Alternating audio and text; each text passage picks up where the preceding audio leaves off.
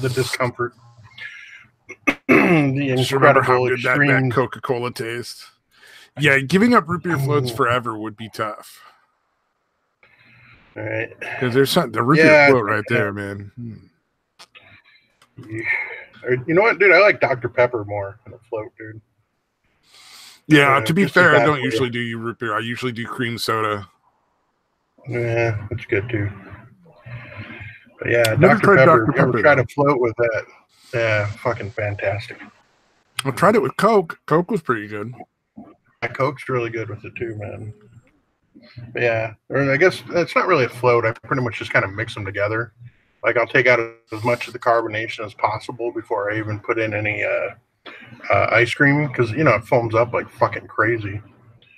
So I'll like fucking almost like mix the fucking Dr. Pepper around, so it doesn't, you know what I mean, have hardly any carbonation. And then you put in I put in the ice cream and just kind of mix it up, dude. It's pretty good. Interesting, yeah. I always like when it has that what do you call it? The more foam. I like more foam because then it makes that really weird, like thick foam when you mix with the ice cream. Yeah, I like a little of that. But dude, Dr. Pepper seems to make a huge amount of that shit. Well, I like to eat it and then like pour more soda and then eat the foam again, and then like it's a whole routine. Okay, yeah. I don't enjoy it that much, dude. Yeah. After a while it gets annoying. I'm like, Oh man, the ice cream soda.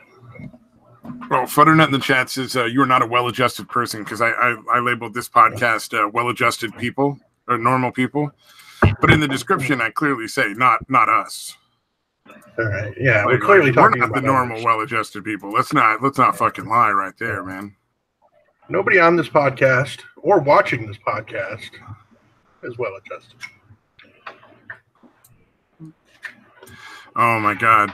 Well, what was it Satan was asking me, like, because my family's not my immediate family, but the rest of my family, like cousins and shit, are relatively normal people.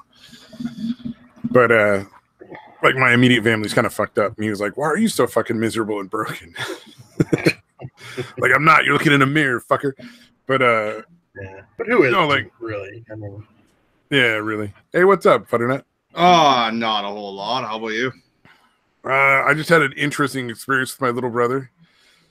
He was explaining to me how he had threatened a cashier that he was going to rip her throat out if she ever said something to him again, because he was talking about the neighbor's kid that died like fucking 10 years ago. And she was like, it's all part of God's plan. And I'm like, that seems a little fucking excessive. Like, yeah, it's a shitty thing to say. It's dumb. But, like, she wasn't doing it to be mean. Yeah. Well, we all know, like, threatening people and losing our shit is always the best way to handle a situation. I was just like, holy shit, man. And he says it with such pride. Shit done. Yeah, he was so proud of his anti-God stance. It's like when I'm pulled over by the police. It's always best that before I even listen to him, I yell at him and tell him that he's just some sort of tyrant taking my money. Like, as long as I do that, I will never get a ticket. Yeah, they love that, dude. That's the best way to get out of a ticket. Yell at them. Or tell you tell them pay their salary, dude. Make sure that you tell them that you pay their salary. Oh, yeah. Don't forget that. But, like, oh, well, you can be on your way, sir. But in that, I have to tell them through my window that's only rolled down half an inch. Oh my god, there's a thing, some guy got tased in the balls, I guess. And it's going around like it's this terrible thing that happened. And like what they don't tell you when they just give you the little fucking bullet point is that the dude was refusing to provide ID, trying to hide shit in his backpack, refusing to get out of the car, like they had to physically force him out of the car, and was fighting with him the whole time while his wife hit the other cop on the fucking head. And so like they'd already tased him a couple times. He like struggles to get away and his pants come down and the other cop just takes a shot at his ass.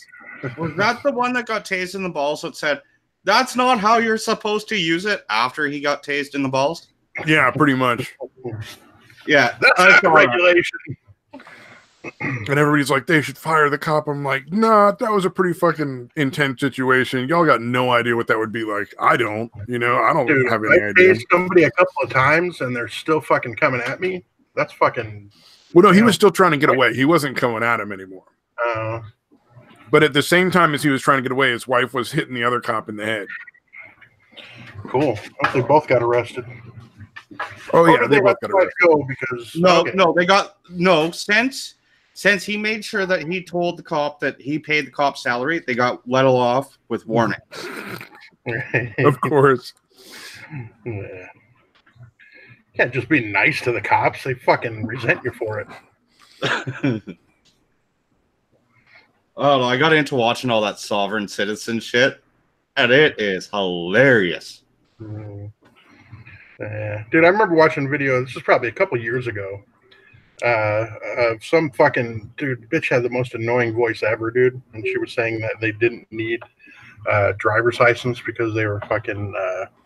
They were quoting the Articles of Confederation, which again were superseded by the Constitution. Like they're no longer free inhabitant. Yeah, the Constitution again eliminated all that nonsense, but they're still quoting it like it's still in effect. Oh yeah, fucking ridiculous. Article 4, free inhabitant. She's talking this really fucking high-pitched fucking whine. Yeah, getting all mad at them for searching her backpack. Like, dude. You know what? You know how I've always said, like, we'll take whatever, you just keep Bieber? I found one that you guys can take, and we'll take Bieber back. You take the sovereign citizens. Because that movement has... So we've already got some of those. We don't need any more. Mm-hmm. They originated down there, but now they're coming into Canada. You're welcome? No. You take them, we take Bieber. They're hilarious to watch. Now that the cops have been informed that it's fucking nonsense, although the cop on the video that I watched was like, no, I'm not calling my supervisor. There's no need to fucking call him and ask him about the Articles of Confederation. Oh my god. Well, what is it? There's a law getting proposed somewhere. I don't remember where because it's dumb. That would make it illegal to display a Confederate flag either in or outside of your home. What? And I'm like, everybody's all up in arms over it. I'm like, that's not constitutional, right? Like it'll get struck down like immediately by any judge. Yeah. Well, you would hope. Again, nowadays you never fucking know with the way fucking judges are acting. But I would imagine it would be in the South, so probably you'd be okay. As long as it doesn't go to the fucking Ninth Circuit, you're probably. Oh fine. Yeah, the Ninth Circuit might fucking hang you outside the courtroom, like on the fucking arm of the Justice statue. For that, like you challenge this? Yeah. That's an executable offense here in California, Stan. Yeah, no shit, dude. I'll be right back. I gotta make myself a drink. Oh man, I've only been in here for like 2 minutes, and you're already driving me to drink. Yeah, take a break. You're working hard, dude. Yeah, like I was saying to Jinx in the chat, we're like the fucking Walmart people that make you feel better. That's the only reason I can think of why people might watch. They're like, hey, my life might suck, but man, look at these guys. Yeah, I'm not those dudes. Jeez. Oh, we lost Satan again. Oh yeah. Well, gaming might still be asleep. Oh yeah, he has streaming a lot as of late. Like holy shit, a lot. Yeah, like for the last few weeks, dude. Yeah, it's been freaking crazy. Yeah, some kind of manic episode, dude. Oh, I have no idea, but I've tried to catch a couple of his streams. They're not bad, but I'm not much of a video game watcher on YouTube these days. Whenever I'm watching it, it seems like long periods of silence, dude. Like he doesn't say a whole lot. The few times I've caught on, there were other people he was chatting with on there with him. Oh, gotcha. Yeah, but I usually catch him really lo-fi. Okay, yeah, because if I watch him, it's usually right when they start, so maybe that's why too. Like nobody else is on, he's kind of just getting into it. You know what I mean? So that's a good possibility. Yeah, maybe I just lucked out then. The times I was signing on, and just happened to be the times he's streaming with somebody else. Loki, yeah. I was saying gaming's been streaming a lot, like a lot, as of late. Indeed. And then, there's going to be a new karaoke live stream on Doc Griffin's channel this Saturday. So that's always terribly entertaining to watch. I definitely recommend it. And it doesn't interfere with our schedule, so it's good, right? Yeah, I don't want to take all of our viewer away. Yeah. But I thought I would pass that on because Doc Griffin runs a pretty fun channel, and the karaoke streams are quite amusing. And actually, he can sing pretty damn good himself too. So well, that's no fun. That's no fun if they actually sing. If they can actually sing well. I'm just saying, you know, we need a karaoke cover of "Isn't It Ironic" done in like a goofy impersonation. You know what I mean? I think that would be like the perfect karaoke song right there. I can't do a goofy impersonation, but and yet you want others to. That's kind of interesting. Why do you think I'm going to watch a karaoke live stream? It's not so I can sing. You know you want to. You know you want to join that stream, dude. Come on. You know, I like karaoke on VR chat where it's completely anonymous. Essentially, like there's nobody that can see you. Everything is completely anonymous. Nobody knows who you are. They can't like find your social media. Oh, hey, it's Mad Metal Man in the chat. Woo! But I'm gonna pass on that because they know they might know something about me. I don't know. No, tell people the truth about you. You don't want that happening. No, I just don't want to fucking sing in front of people, man. I'm not like I don't have a terrible singing voice or nothing. I just fucking I don't like singing in front of people. It makes me uncomfortable. Even on the internets?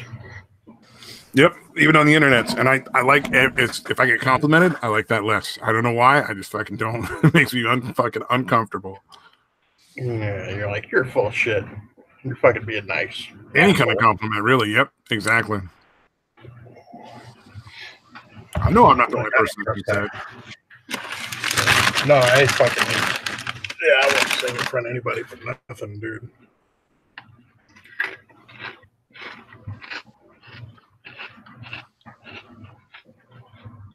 So I'm with you on that, dude. Oh yeah.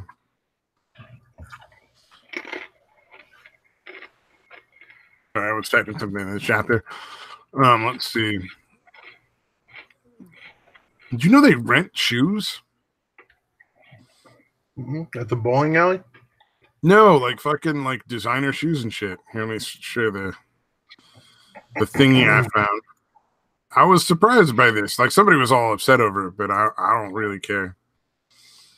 But you can rent like designer like Louboutin shoes or whatever, like the fucking expensive ones.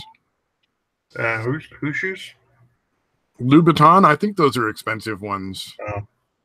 I've never heard of it. You must know him pretty well to call him Lou instead of Louis. Oh, I don't know. Guys on a first name basis. Good old Lou. Good old Louis Vuitton. He's a good guy. We hang out. Well, look at this. It says L-O-U. It doesn't say like Louis, like L-O-U-I-E. Oh, really? That's weird. Oh, that's different. That's Louboutinis.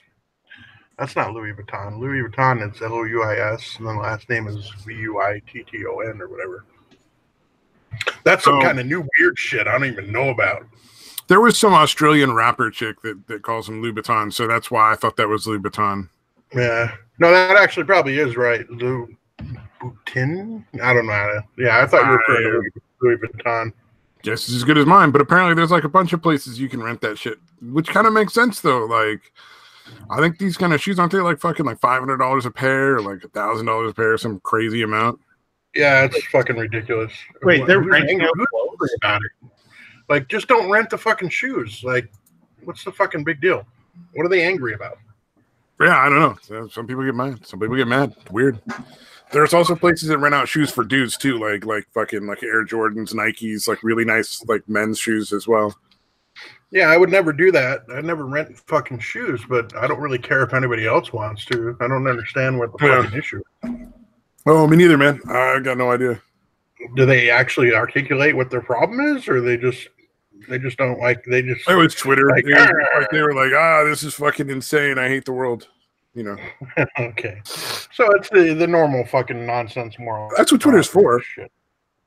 I mean, yeah, to be fair, I'm not expecting a logical reason thing on Twitter ever. Yeah, I would just like to hear them articulate what they're fucking angry about.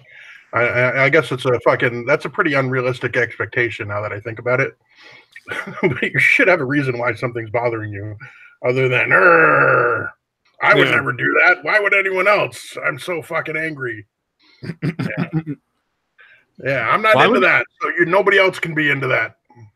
Why would anyone argue on Twitter in the first place? Isn't it supposed to be a nice, peaceful environment? It's funny. I love arguing with people on Twitter. Yeah, I know I'm not changing anybody's mind. I don't have to be nice. I just fuck with people. I don't even do that, dude. I don't know when the last time was that I fucking posted anything on Twitter. It's been months and months. It's like being in the chat of somebody else's live stream. Like that's the best time to like fuck with people and like start arguments. Because they get all upset. When I get bored, I'll be honest, when I get bored, I will go to like the live recommended, which have absolutely nothing to do with what I watch. And just throw the shit out of the side chats. It's fun, isn't it? It is, especially when there's only like 20 people watching. Yeah, it has to be a small enough chat. It has to have like at least 10 people to really be worth trolling. Bare minimum 10. Yeah, the hardcore fucking assholes that you can fuck with. Because you don't really care about what you're saying, but they're fucking so passionate about it. Oh. Yeah, I get it, dude. I started an argument with somebody over whether or not Hindus like drink dairy products from cows. And I'm like, I have no idea. It was all about ghee versus clarified butter. And I'm like, nah, Hindus, it's the same thing. Yeah, I have no idea. I don't fucking know. Hindus, Buddhas, fucking Shinto. It's all the same. Do Hindus literally everything's the same. Like, do Hindus drink cow's milk? Probably some of them. I don't think I would imagine it would depend like Christianity. Like there's different kinds of Christians. I assume there's different kinds of Hindus. Yeah, I don't think they drink cow milk. I think they drink fucking goat milk or some shit like that. Now I gotta fucking Google it. It just depends. I think it depends on which Hindus, because aren't there like sects of Hindus in like India where the cow is sacred, and then I think like there's a bunch in like Japan and China. Really? Oh, I guess they do. I guess it's almost like sacred. Okay. Indian cows are sattvic, he explained, virtuous or pure, and drinking their milk not only increases consumers' productivity, but produces no evil thoughts. By contrast, the Jersey cow has devil in the milk, poisonous particles. This is just one website, but that sounds fucking hilarious, dude. Oh wow. Drinking milk from non-Indian cows could make children turn to crime. Oh, God. Oh, what? Fucking hey. Yeah. Hold on. I had to click on this. Oh, well, that dude said they didn't drink anything to do with cow's milk. He was super mad about it, too. I don't know. Yeah. It sounds like the milk is, like, I know they don't harm cows or whatever. I know they're, like, sacred to them. But apparently they actually consider, well, as long as they're India cows, they have to be fucking India cows. Yeah, it's apparently the milk is pure and increases productivity by 12%. Fair enough, man. Whatever the fuck works for you. Sorry, I made up the percentage, but yeah, it actually said that. Yeah, the Jersey cow, which I assume is some cow in Britain, as opposed to the New Jersey cow. But yeah, it says this demonic creature and the cause of juvenile crime. Fucking religion. I mean, all religions are nuts, but they all seem to have their think there's any that are normal. Yeah. I think one of the more palatable ones is the Sikhs. Like Sikhism, I think, is one of the more palatable religions because it's kind of like a mishmash of a bunch of different ones. And they basically, it all boils down to like, don't be an asshole more than anything else. Right, Like, I think they all have to have a knife that they carry with them, and they're not allowed to cut their hair. Like, there's weird shit too, but like most of the weird shit doesn't involve like fucking with other people. Yeah, they're like, we can't get rid of all the crazy shit, but let's get rid of the crazy shit where we're supposed to genocide people. Well, let's I'm ignore kind that of part. against the whole knife carrying ones, and it's not because I'm against their religion or anything. It's more if I carried that knife here in Canada, I'd get my ass put in jail. You get put in jail for a fucking knife in Canada? Yeah, it can be classified as a concealed weapon. Any kind of knife, or is it like? Are there like? Can you have like a folder and shit? Like a folding knife in your pocket? I think it's any knife over 4 inches. Don't quote me. Oh wow! But it all comes down to the officer's discretion.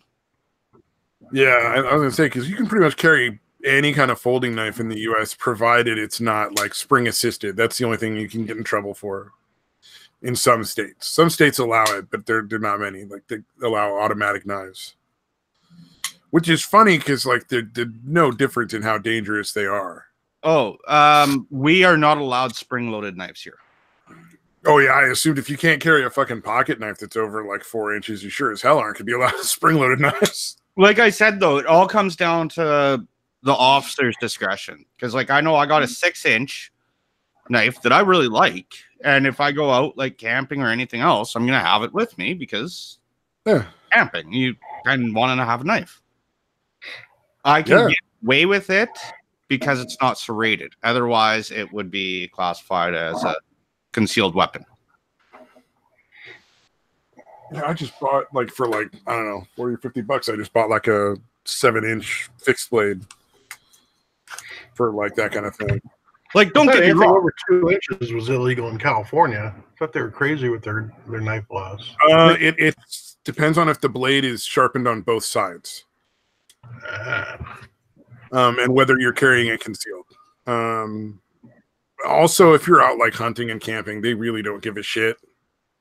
As long as you're not like, like if you're carrying a fucking giant knife down the middle of the fucking city, like, downtown area, they're going to be like, hey, now, wait a second. That's not cool. Because people are fucking retarded in California. And they're like, oh my God, he has a knife. Like, it's in a sheath on his belt. He's not threatening anybody. He's just walking down the road. But it's a knife. What if he's dressed like Crocodile Dundee? You know what? That you might get away with it then. Because people would just be like, holy shit, it's fucking some weird motherfucker in a Crocodile Dundee outfit. I got to take a picture. He's just walking around saying, that's not a knife. This is a knife. I just created a new drink, too. It's actually pretty decent. Beer and maple syrup? No. It's coffee, Bailey's, and espresso flavored vodka. That sounds pretty darn good. Cannot argue with that. Yeah. Hey, something good on the show for once. What's that? Me? Something to drink, yeah. Like, putting, usually everything on this show is terrible, so. I usually have Seton on. I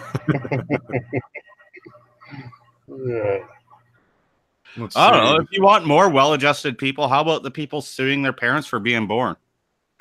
Is that fucking real? You haven't heard about that yet?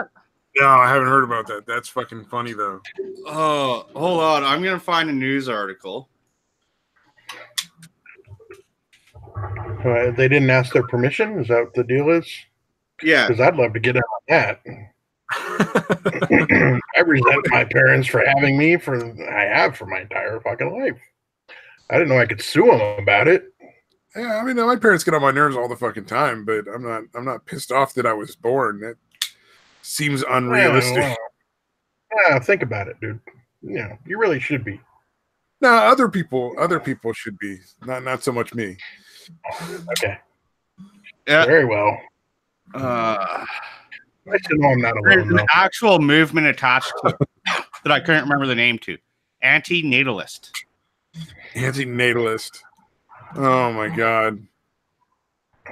I'm sure they're the smartest people on the internet too. Yeah, no kind of weird wording or misspellings in their fucking little diatribes, I'm sure. You know, and I'm sure nobody agrees that they shouldn't have been born. Right? Like, yeah, no, we get it. We definitely wish you weren't born as well, but you can't sue your parents for that. They didn't know how shitty of a person you were going to come out as. Yeah, Mumbai businessman Raphael Samuel, 27, is suing his parents for giving birth to him, arguing that children weren't asked to be brought into a world full of misery. His premise is that children didn't ask to be born. Why do they have to be put up with lifelong suffering? So they can achieve fucking nirvana through Buddhism, right? Well, no, I kind of dug through a rabbit hole on this one a little bit. Oh, yeah. Oh, they have like There's an actual movement, and the movement is they're on the same plane as anti-slavery, because by being born, you are automatically going to be a slave. You're born into bondage, whether you're an actual slave or not. Oh, wait. Is that what they're saying? YouTube channel? Huh. What? It's on YouTube? I guess this guy has a channel. Good for him. Oh, man, you're going to have to... This has to be a Pope. Yeah, that's the thing. You never know nowadays. Like, there are many things. Yeah, that fucking beard makes me think Poe right now. I'll tell you that. Yeah, hold on. I gotta just this one unmute site.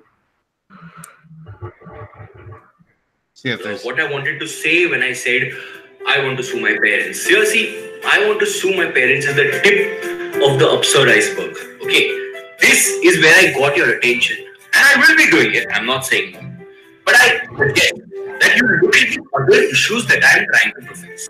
First of all, being child-free. I've got a lot of messages from mothers. I've got a lot of messages from married women who said you are right that we don't want to have children, or the mothers saying that you had my child for my pleasure. okay. I'll end up yeah, I don't buy that. I don't want to hear any more of that. Dude's fucking annoying sounding. It literally sounds like the stereotypical making fun of India's accent. That's what I'm saying. Yeah, I think he's just making it up. That's definitely that guy's Poe for sure. Yeah, like he was born in America, and that's a fucking affected accent he's fucking doing. Oh, it's like this. What was the guy that fooled Fox into believing he was like one of the Antifa's like Boston leaders? He went on, and the he one was that like, literally on air was like, "You guys let me on without fucking any kind of checking." Yeah. Oh, pretty much. Yeah. Yeah. Yeah. That guy was pretty fucking funny. He had a bunch of other videos where he was it was very obviously making fun of Antifa. Like they were like, they asked him like, when you guys torched or when they firebombed the limousine that was just parked there, they were doing that in self-defense. And he's like, yeah, absolutely.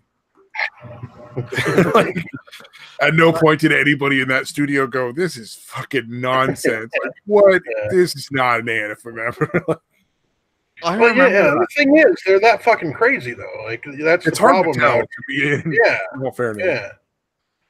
Yeah, dude, did you see the fucking I forgot exactly what he was, but he was one of the people that put together Ocasio-Cortez's Green New Deal thing.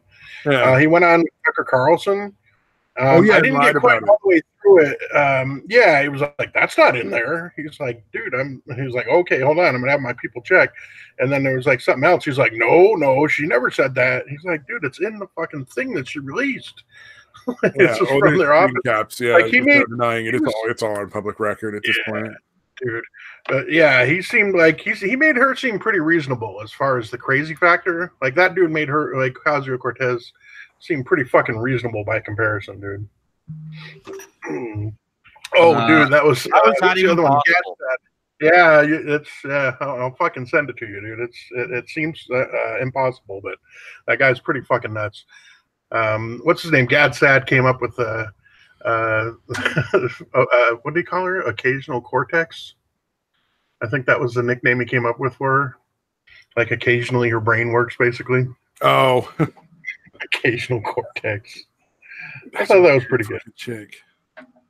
Right. Yeah, she has those crazy eyes. Those eyes that are like, she'll suck your fucking dick like through a straw from the other room. But she's gonna stab you, dude. I put the over under at like 80 at guys she's blown to get into her position, dude. Well, I don't imagine yeah. Can we ever foresee a time where satire can be satire again and not just our 6 o'clock news? Yeah, really. Yeah, I don't think so. Like I said, I feel really bad for places like The Onion and that, where they can't come up with anything that's crazier than fucking reality. You know, because that shit used to be hilarious, and now you're just like, yeah, you guys are gonna have to really ramp it up to compete with actual fucking reality. Well, I forget who I was streaming with. This was 6 months, a year ago. I actually did a thing of like, okay, we're gonna do a game. Is this the real news or is this from The Onion? And it's people like you guys, just everyday shitlords. Not even a 50% correction. More than half the time they were wrong on whether it was real or from The Onion. And can you blame them though? No. Yeah, that's what I'm saying, man. There's no way to fucking tell nowadays, man. Yeah, like here's an article, and this is legit. That's just like bizarre. Representative Rashida Tlaib or whatever the fuck her name is, I don't know. But she wants to, like, when GM factories shut down or like car companies shut down factories and stuff, she wants to use eminent domain to like have the government seize them. For what? Why? Just for the government, for the people. Yeah, it's for the people, man. Use eminent, take it back and use it for the people. That's all it fucking says. Okay, how about the government has a plan for it? How come the government doesn't just buy it? Yeah, exactly. Why wouldn't that? Well, and then eminent domain is sort of like buying, sort of like you don't have an option. Like they're gonna take that property, like regardless, and they do compensate you, but it's not remotely what it's actually worth. Yeah, I know that. But, so like, I mean, at least there's some compensation. I'm just saying, like it could be a lot worse. They could just take it outright and not fucking pay you anything. So, but what would the government do with those factories? She doesn't even know. Yeah. That's the fucking weird part. It would be for the people. It would be for the people. For the people. Exactly. She didn't have an actual thing that the factories would then do. I would love to see how she would answer, like, you know, because she would be like, "No, it's just for the people." You get it? And like, she would think that's a good enough explanation. Yeah. Like, I'd love to hear her response. Like, somebody actually pressed her. We're going to turn the factory into like shelter for the homeless. Or something, you know, like we're getting, you know, it's a big space. There's lots of room. We can, you know, throw some mattresses on the ground, or be like the government can produce something and hire people. I mean, you come up with some bullshit. Yeah. Don't just be like, but they can't even bother to do that. All their ideas are just vague fucking nonsense, you know, without any of the details that would actually possibly make it work. Let's all be fair. What really should happen is that GM should then sell that factory and land to somebody else so that they can make or produce something there, you know? Or the government. Or maybe GM then uses it to store stuff or whatever. Like it shouldn't be the government taking anything. No, not unless there's actually a purpose for it. Yeah. Say the government decides that they're going to produce their own top secret shit for military and they need a factory. Fine. But they already have that. It's Area 51, dude. Well, no, I was even going on a limb there and not buying my own story, but at least it was a story. Yeah. Indeed. It's really disturbing how little a lot of these new Congress people fucking understand what they're talking about, because like they don't have, there's no details for the shit they want.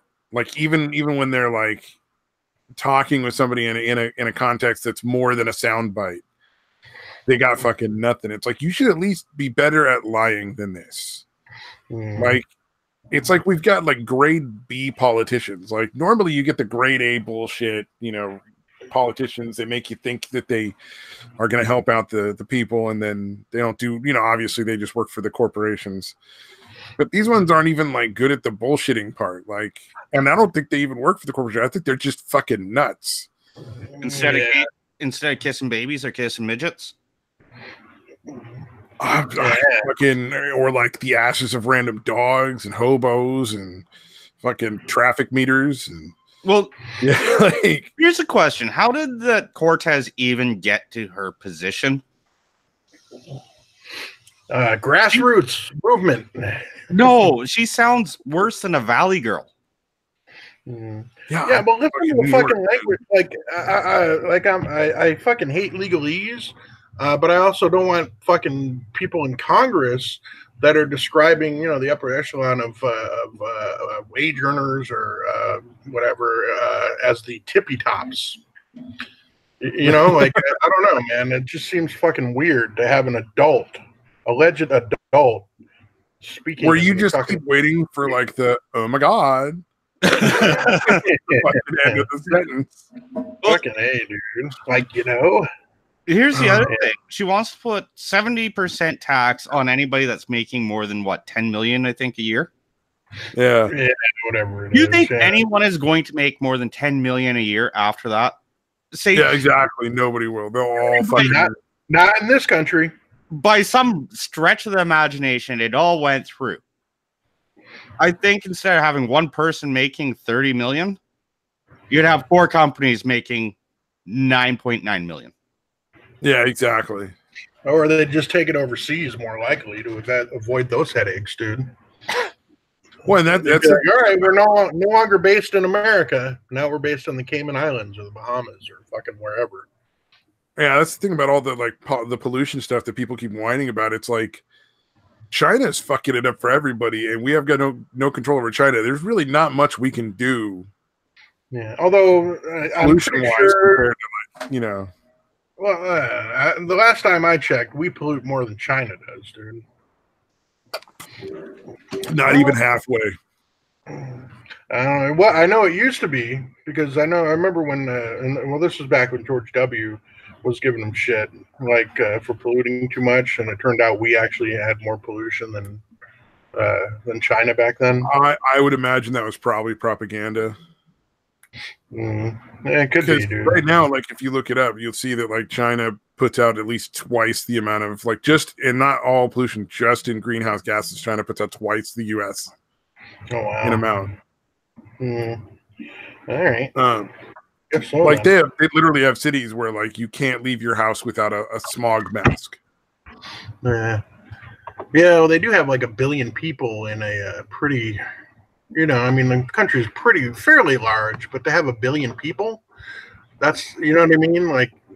The size of that city, the size of their fucking country really doesn't seem like it could support.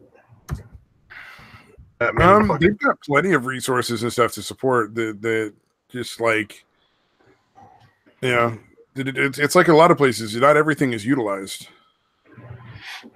Like in Africa, there's a ton of area that they could use to grow food, and it's just not done. The warlords fuck it up for everybody. Oh, you know what? It was the per capita was what I was thinking of. Ah. Oh, okay. Yeah, I'm looking at that right now. The per capita, way less people. Yeah. And U.S. is at 12, Canada's at 14. China somehow is at 20, 40, some 56. Yeah. Well, and if you're looking at greenhouse gases alone, the U.S. is pretty bad. But if you're looking at pollutants in total, the U.S. is not even in the top 10. It's like China, India, Malaysia, all the places where the factories have gone. That's essentially what's happened. All the factories that polluted all the fucking chemicals and shit went overseas. Right, yeah, because India's 3rd, but their per capita, because they have a fucking shitload of people too, is only 1.58. Ours is 15. China's 6.5 here. Like India's per capita is really low because, again, they just have a shitload of people. Yeah, but if you add up the total number of people versus the total number of people here, what's the difference? Yeah, there's a lot of them. There's a lot of them. And then how accurate? I'm just saying there's a lot of them. Considering that those countries don't really have many, if any, laws on pollution, how accurate is the tracking? Yeah, that's true. There are a lot of fucking companies. Was it Union Carbide or something that had a huge, it was a long time ago, but I thought they had a huge fucking environmental disaster over there, like back in the 80s, I think. Yeah. Where people in like surrounding towns and shit were fucking dying from whatever happened. Yeah. Like a huge like toxic gas leak out of one of the factories. Well, and then also there's basically a business in convincing Western civilization that they're the worst out there pollution wise. So there's a lot of just blatant propaganda that says like, so it's hard to, it's not just that there's blatant propaganda. It's hard to separate fact from like propaganda. Right.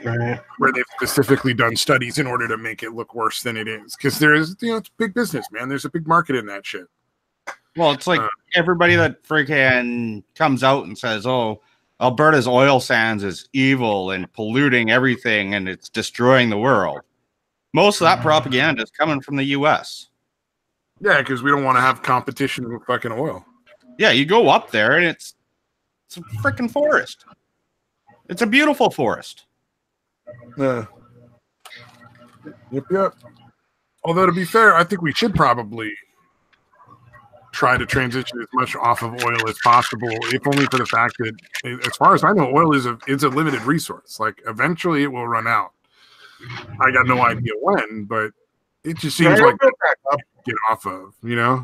Yeah, it only takes like maybe 60 million years for it to build back up, though. No worries. Yeah. But, you know, I mean, that just, you know, logically you'd want to probably have some sort of framework in place for like oil not being there anymore. And if you could figure out a way to do it cheaper. Yeah, because if it's going to happen all of a sudden, like if you're just going to fucking kind of ignore that problem until it's too fucking late, that's going to be fucking chaotic, dude. This planet's going to be fucking chaotic, dude. Well, and in a lot of ways, if you could get just like electric cars for people, it'd save everybody a ton of money. Well, no, the electricity has to come from somewhere. Electric cars really aren't that much more green than gas cars. Yeah, I'm not talking about like the pollution wise. I'm just talking about money wise. For like the average person, an electric car would save them a ton of money versus like using an oil car. Not even like regarding pollution. Because like if you look at the batteries themselves, those are fucking awful for the environment too. Yeah, you see, I couldn't do an electric car.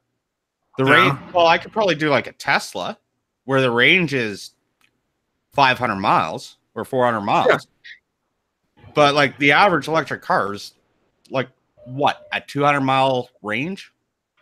Yeah, well, that's partially so there's multiple problems with that. The battery tech that's allowed, at least in the US, I don't know about Canada, but the battery tech allowed in the US is super old. There's a lot of better, newer battery tech that would enable more power storage, faster charging by like exponential amounts, and would definitely increase the range quite a lot.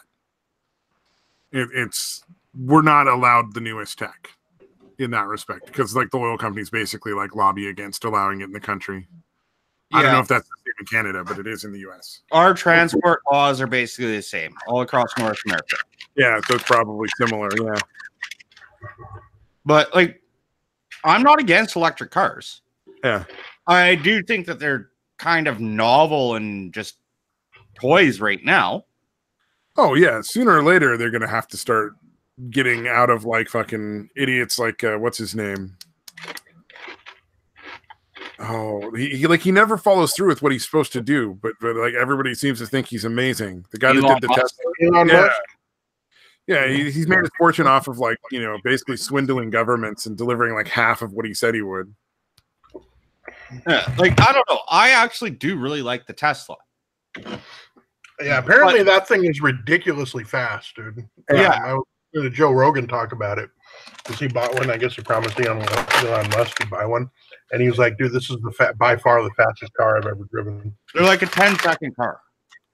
In the short range, electric is faster. In the long range, gas is faster. Not Yeah, even that. like the range was only like 300. The Tesla's still a 200 mile an hour car, man. No, I'm just talking about like an acceleration. Like in the short range, the electric car can go faster, quicker, but the top range of its speed is only so high compared to like gears, like actual like gas powered gear. It's something about the transmissions, unless that's been addressed or something. That has totally been addressed in multiple different ways. One and like you look at Tesla right now, a Tesla S has performance that is similar to supercar performance. Tesla's definitely like and Lamborghinis, and I'm talking exceptional vehicle, short term and long, like top speed and acceleration. What's that fucking like Bugatti or something? Is it up to the Bugatti standards though? I don't know.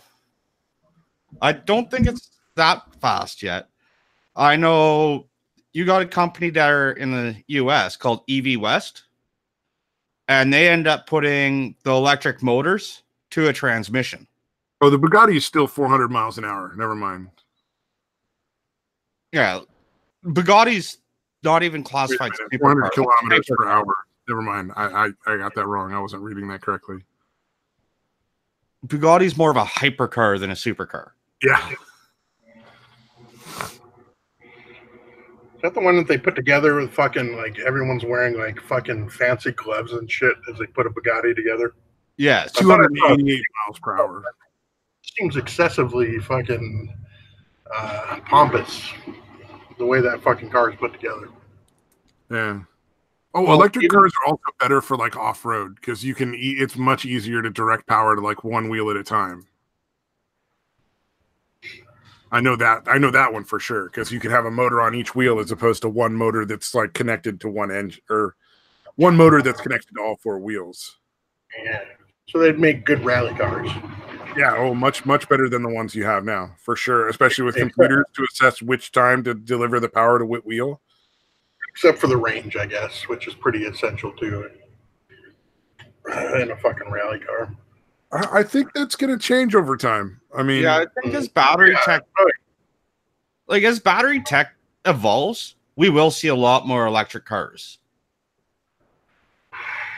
Yeah, but right now have to be electric within 12 years, and all the houses in the world, in the country, must be retrofitted within 12 years. Get it done. That's a retarded idea. And when I say retarded, I'm using a capital R. Yeah, what's fucking hilarious is all the Democrats are fucking applauding it like it's a great fucking idea. Like, yeah, we're gonna do this. Fuck yeah. Well, what's really important is that if you don't want to work, you shouldn't have to. You should just get free money. Yeah. That was the other thing that that fucking idiot that I was talking about on Tucker Carlson. Yeah, that was the main thing they lied about was that there was no free money talked about. Dude, it's in the 6-page thing that she released. Yeah. He's like, "Are you saying that was like that was bullshit or what?" You know what I bet what happened was that somebody proofread it, but nobody actually like important read it, and they were like, what could she put out that would be like bad? Oh shit. You know, like later on they're like, oh no, we really need to stop letting her put things out on her own. Gotta prove. Literally said people are unwilling, not unable, but unwilling to work. They're gonna get money, dude. Yeah, we need I think after that they were like, we need a DNC representative to like go over her like fucking releases from now on before she puts them out there. Just fucking it up. Yeah, see, this is why I think, like Satan's like terrified of her actually becoming president. I don't know that she gets reelected in her fucking congressional district, dude. Oh, like, no. I think we lost him. Futter was like, I'm not talking about that bitch anymore. I'm out of here. I assume he didn't come off on purpose, but who knows? Canadian internet, eh? Oh, he's back. Everybody I know that's in the northern area their internet's fucking up a lot right now. No, it's not northern. It's the fact that I think I have to get a new mixing board. Every now and then it just fucking stops and I have no audio. It's like, that's gonna be fucking awesome. Yeah, I had a friend in like Wisconsin that kept getting his internet dropped during that real cold period with the fucking polar vortex and shit. Let's see what my weather is right now. Yeah. Yeah, it was fucking cold here, man. It got down to 29 degrees Fahrenheit. It's fucking terrifying. Oh, and man. The sun came up bad, but still, like 60 degrees. I was like, brr. Okay, here's where it is before wind in my town. High of -8, low of -20, and these are Fahrenheit. Yeah. Tomorrow, low of -25. Damn. And this is actually like warm. The other day, last week, I never actually left my house because it was -42 Celsius. Yeah, isn't that when they tell Canadians like don't go outside, you'll die? Oh no, the school was still open for my kids. Oh wow. Kids can die. They're fine. I was just sitting there saying, yeah, the school might be open, but I'm not. Oh, you didn't make your kids go? Kept them home? Yeah, so it was -43.6 Fahrenheit. God damn. Yeah, I wouldn't send any kids out in that. I'd be like, fuck school, go fuck yourself. I was like, yeah, school's only 3/4 of a mile away. But what happens if I break down halfway there? Just duct tape pocket warmers all around them and let them walk. Put the bread bags over their feet. They'll be fine. Yeah. I don't know if they still. We used to do that back east. We put the fucking, the empty bread bags on our feet to keep them dry. Yes, you still do. Yeah, thank God I don't live there. Right? Oh yeah, dude. Yeah, like I said, I lived in upstate New York till I was like 10, so I never had to really deal with it, like shoveling, all that bullshit. But yeah, I used to go walking all the time, and I'd put like fucking I'd cut up Ziploc bags and put them over my shoes when I'd go walking in the rain for exercise. Like, why not, dude? I mean, you can spend a lot more money on other shit or like buy galoshes, but why bother? Yeah. Yeah. No, this would just be over your socks, like inside your shoe, but over your socks. Oh, you'd wear them over your socks. Okay. Yeah. And it's more a kid thing because kids are going to be jumping in the snow and everything else, and that snow still gets in your boot. Oh, okay. I've never heard of that then. Never mind. Yeah, you have like at least 3 layers of clothing on. Like the outer layer is like a fucking full-on snowsuit. Then you have like a fucking, basically you wear like at least one shirt, maybe some long underwear for another layer, and then fucking maybe a sweater or something, pants, and then a fucking snowsuit on top of that. Like, all right, I'm ready to go out. Took a fucking half an hour to get dressed, but let's go. Oh man. What if you get all that shit on and then you're like, oh man, now I gotta go take a shit? It's half an hour to take a shit. Yeah. You drop 4 layers of fucking clothing. Your parents just beat the shit out of you. They're like, fucking, I told you to go before you got dressed. Oh, God damn it. You go in the fucking suit. Or you hold it. I'm not doing this again. From now on, they just make you wear Depends as like a 10-year-old. It's like, put on these fucking diapers, bitch. You change when you're done with school. What was that one mission where the fucking astronaut had to piss? He ended up, they're like, what? You're just going to have to go in your suit. Like, I don't know. They would have thought if they're going to be in space for any period of time, you would think you would be like, all right, where's all the piss and shit going to go? Well, they have like little vacuum attachment things where you like in the side the ship and inside the fucking stations, where it just basically like a little vacuum attached just to your junk, and then you pee and it sucks it into like a fucking tank or whatever. Because they have to recycle all the urine into water. Yeah. And I imagine they probably extract the water out of the feces and like dry it out because it's got to get like dealt with in some way, shape, or form, like shipped out. Or I wonder if they put that out in space. I doubt it. I imagine but you never know. Fried shit floating in space would be a bad idea. So I'm pretty sure they send that back. But like everything they send or receive, it's all about like weight, like how much it costs to fucking get it there, you know? Mm.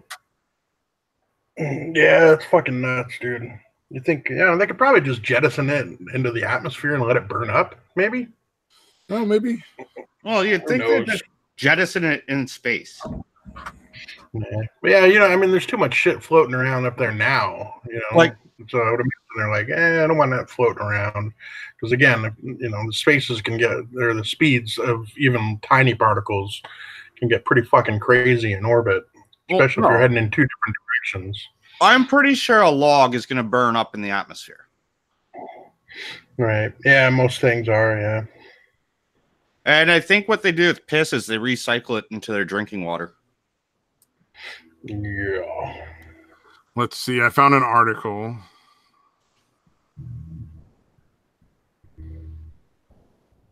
So each astronaut produces about 180 pounds of poop during the year.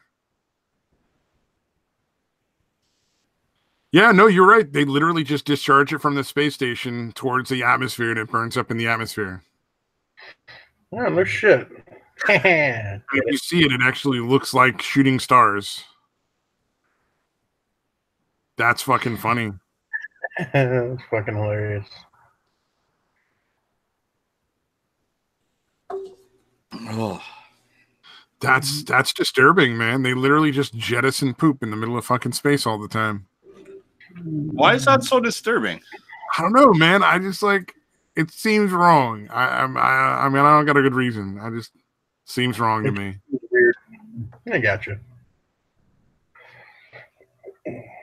Like, imagine if you were like on a ship and they jettisoned it at the wrong time, and you just got like a big fucking smear across the fucking window of your fucking spaceship on your way to the fucking space station. Okay. Is that weird? It's an interesting thought, dude. I just picture it hitting some poor space station, like astronaut's visor at some point, Although I guess it'd be fitting it'd be his own poop. Yeah, it'd be his own fault, dude. He's just rolling down the window and throwing it out there. I mean, it's like spitting in the wind. Or shitting in the wind? Shitting in the wind. Hell yeah. Here we go. So I have an article about a doctor who's removed 28 pounds of feces from a man who is 22, who's been constipated since he was born in China. Wow. Quite the prodigy there. Good job, little buddy. I thought this was the best part of it. This is the section of bowel that was obstructed. So they removed that enlarged section of bowel. So they just took the bowel section of the large intestine out instead of like because it had been like grossly enlarged. So essentially there was plenty of intestine left to put like back together, so you'd be fine. Right. And it made more sense to remove the fucking bowel. Okay, I don't even want to see that shit. That shit. Yeah. Good one. Even if it wasn't deliberate, good one. I just had to. It was deliberate after I said it. Okay. In hindsight, I totally meant to say that. We were talking about poop, so I felt that since I'd seen that god awful article, it was worth pulling up and sharing with everybody. What else? What else is in the crazy news lately? A woman raped her boyfriend with a machete and then peed on his bed. Peed on his bed? That's horrible. Yeah, really, after getting raped. You know how expensive mattresses are? She actually, was it like fucking handle first or something? Like how she literally fucking like sodomized him with a fucking machete? She forced her boyfriend to have sex with her while holding a machete to him, like essentially like I'll fucking cut you with this machete if you don't fuck me. All right. And then eat on his bed after like ripping some molding off. So here's the Samantha Ray Mears. This is the person accused of this crime. She's already like had charges previously of trying to strangle him. It sounds like a healthy relationship. Yeah, I would assume you would think that. Of all people, Futter. That's just love. That's just too much love. That's the problem. She has the same eyes as Cortez, though, right? Like those fucking like crazy wide-eyed fucking. I don't know about you, but I'm not seeing what he's talking about. Right here, like the same fucking crazy flat eyes for like that's Ocasio-Cortez. I don't know. He's not sharing his screen, so. Oh, is it not screen shared? Oh, God damn it! Dude. Oh, the fucking Chrome is completely frozen. That's why it froze when I clicked it, so I couldn't. Yay, Google! Yep. What are we gonna do when Google stops having Hangouts for YouTube? Mm-hmm. Is everybody gonna be forced to just go back to OBS? Yeah, I'm apparently not able to share anything now. Yeah, it was all the shitting on plates, dude. They told him about it. They warned him about you. Facebook contacted YouTube to let me know. Facebook was like, well, like sent pictures of women shitting on plates as a form of proof of ID. Don't let that guy screen share. Yeah. What? I think I'm gonna have to figure out how to reset this so I can. Oh, Futter hasn't heard that story. Yeah, no. Stabby, Facebook requested like some kind of proof of identification, like a driver's license or something, for his page named Skittles McStabby Pants. And instead of doing that, he sent pictures of women shitting on plates.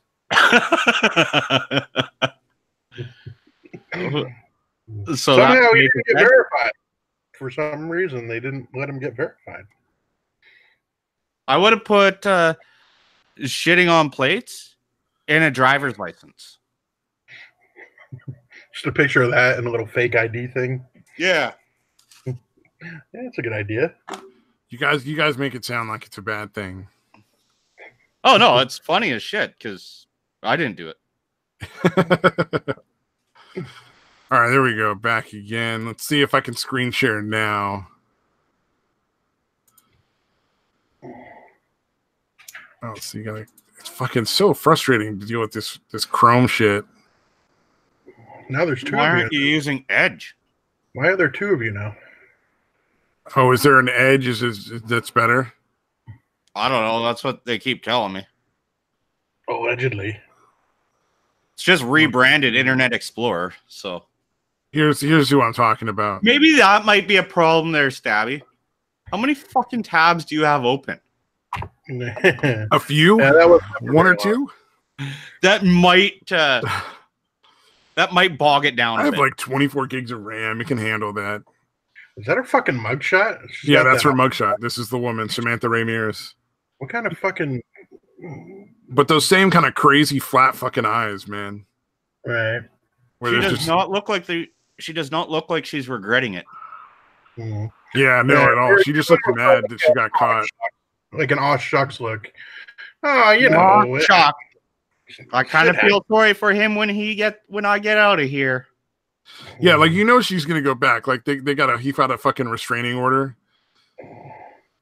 Yeah. Yeah, she made him take off all his clothes and lay in bed. Then she forced him to like have sex with her while she had a fucking machete to his face. And he managed to convince her that he needed to call a friend, and that's how he got out to call the police. I'm like, look, bitch, crazy bitch be holding a machete. I ain't taking my pants off. Well, just look at that one picture there. And think of the crazy girl meme. Yeah. Is that not the same face, same eyes? Yeah, dude, it's fucking like those dead flat eyes, man. I mean what's the hell is that one called? The Overly Obsessed Girlfriend? Or Overly Obsessed Girlfriend. Yeah, the chick in that picture, like she has a fucking YouTube page. She's actually pretty fucking funny, dude. Like she's weird, but she's actually pretty fucking funny. Lena, really? Lena Walker. Yeah, I don't know if anybody watches her. Like, she's definitely a fucking weirdo, but she's not like not like the meme. I don't think. I could be wrong. I'm a terrible judge of fucking women. I don't know. I've never. Yeah, she has all the overly attached girlfriend videos that she did that the meme started from. Right. And it was essentially like she did it as a joke because there was like a Justin Bieber concert like contest thing. Made up a fucking song about it that's like fucking really fucking twisted. It's fucking funny though, dude. Yeah, Really and she's done a whole lot of shit. She's done a ton of fucking YouTube stuff. She's pretty funny. She started to get political. I stopped like watching her shit. Yeah, I stopped watching her a while ago, but I'll still catch them occasionally. But yeah, like I said, she's pretty wacky, but she's definitely not the fucking crazy chick that she pretends to be. Fuck, somebody should give me a link to her page. Yeah, what is it, Lena? Laina? I think that's all it is. Just Lena. I'll just open another tab. Well, why not? How about you open up Task Manager? I actually want to see your Task Manager. Let's see. First, I'm sending you that YouTube page. Let's see, Task Manager. Let's see how it compares to my Task Manager on how much RAM is being used. What would that be under performance? Just control delete. Alt Control Delete. Click on Task Manager. It'll just bring you back to your screen.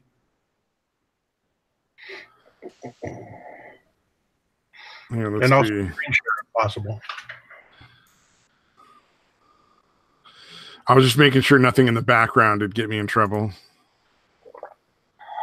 Yeah, I'm only using 9% of my CPU. I'm only using like a third of my memory. Now let's see what I'm using. Performance. 25% of my GPU. So a quarter of my graphics processing availability. Okay, I'm using 5%, 6% of my GPU, 6% of my memory, and 52% of my CPU. So you're using a lot more CPU than I am. Weird. What it is it's because I got integrated graphics on this computer. So your CPU is doing your graphics. Okay, that makes sense. Yeah, and somehow I don't know how I did it, but I allocated 7 gigs of my memory. All right then. Damn. Yeah, I was drunk. I don't know how I did it because it's not supposed to be possible. I'm sure there's a way. You figured it out, so there has to be a way. Well done. Yeah, congratulations, sir. It's a boy. I don't know what that has to do with anything to do with what you were saying, though. I just started talking and I didn't know how to stop. I've decided to stop thinking about what I say before I say it. Throw it out there. It's gotten too much. Send it on. Oh, wow. She has not put out videos in quite a long time. Yeah, she's like 5 months since her last video. Yeah, maybe that's why I stopped watching that. It's been a ridiculously long time. She's starting to get into like weird political stuff for a little bit there, and it just got boring. I was like, this isn't very entertaining anymore. Not a lot of that. It's usually just fucking wacky nonsense. But yeah, her videos pretending she was trying to win the contest, dude. Like, she really does look fucking insane when she does that. Make him a sandwich? Hell yeah. I say watch Doc Griffin instead. This Saturday, they're going to have a karaoke stream again on Doc Griffin's channel. Yeah. I don't know what I'm doing this Saturday. I'm pretty sure I got plans, but you'll remember sooner or later. You know, somebody will show up and be really pissed off that you didn't show up, or you'll be there and they won't be angry at you if you did have plans. And I don't know. That's kind of the way things go, though. People make plans with me all the time, and it's just like, yeah, no, of course I'm game. I'll definitely be there. Yeah, a couple days later, where the fuck were you? Oh, Oh, was that then? I'm sorry. My bad. Next week. Oh man. Oh, did you hear the newest thing the Democrats want? Trying to like negotiate for the budget and all this shit. They want there to be a maximum of number of violent felons who've been convicted that try to illegally cross the border that you're allowed to hold. What? So yeah, so if you hold like a certain amount of previously convicted violent felons that have tried to illegally enter the U.S. again, you're only allowed to hold so many before you just got to let them go, apparently, or something like that. Are you fucking serious? Yeah, they want like a maximum of it. It's like, are you fucking nuts? Like, how are we supposed to negotiate? That's not a negotiation point. That's just insanity. It's like, hey, I know we just picked you up for attempted murder, but we seem to be at our limits. Mm-hmm. Do you promise not to do it again? Mm-hmm. Yeah, you promise to stay over there, right? I can trust you, right? You criminal guy, a violent criminal guy, I can trust you, right? Yeah, you'll show up for court if we just give you like this letter, right? Si, senor. Yeah, I tell you what, though, if you want to, I think more than any kind of like deportation that would be effective is just cut all the welfare off for illegal aliens. Every single program that funds anything to do for illegal aliens. I think you will find them that they will deport themselves. When the free money dries up, you'll find a substantial amount of them will just leave. Oh shit. Cut off the medical, cut off the fucking free food. You'd be shocked at how fast they self-deport. Yeah. Which frankly should be illegal under federal law and be shut down regardless of what state it's in, considering that it's like people from other countries here wouldn't qualify for it, and you're giving it to people that literally came illegally, and they're just getting free shit. It's fucking ridiculous, man. Well, I could get on that. Like myself, I could classify myself as a conservative, but I'm also one that says that we do need some sort of social assistance packages. Yeah. If you look at every success, I've got nothing against safety nets. Okay. If you look at every successful nation, so the G7, one thing they have in common is they all have some sort of welfare system. Yeah, nobody's arguing that, or at least not here. But if you're able to just come into a country and just start getting benefits, that's when you're not even supposed to be in the country in the first place. You enter the country illegally and you're able to fucking get benefits, dude. It's not even that. Here's the other thing: it's not even that hard to enter your country. Yeah, well, I mean, we're trying to get that wall started, which is just one small part of what we need. No, I mean to enter legally. Oh yeah, no, it's way too easy to do that as well. That's a very good point. Like, and it's not that hard to stay. All you have to do is work and pay taxes. Yep. That's racist, dude. Yeah, you actually have to prove to Canada that you're a potential benefit to Canada before they'll allow you to no, not gain anymore. Citizenship. Not anymore? Oh, okay. That used to be the case. Am I right? We have Trudeau.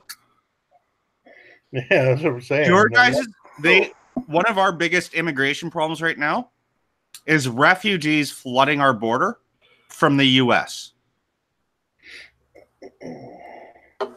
And not even lying. You mean I could claim to be a refugee from my own country and go to Canada for free money? Yes, and they will put you in a hotel. They will give you money. Just pretend to have an accent of some kind, like a Middle Eastern one, preferably. Can I wear blackface? Will that help?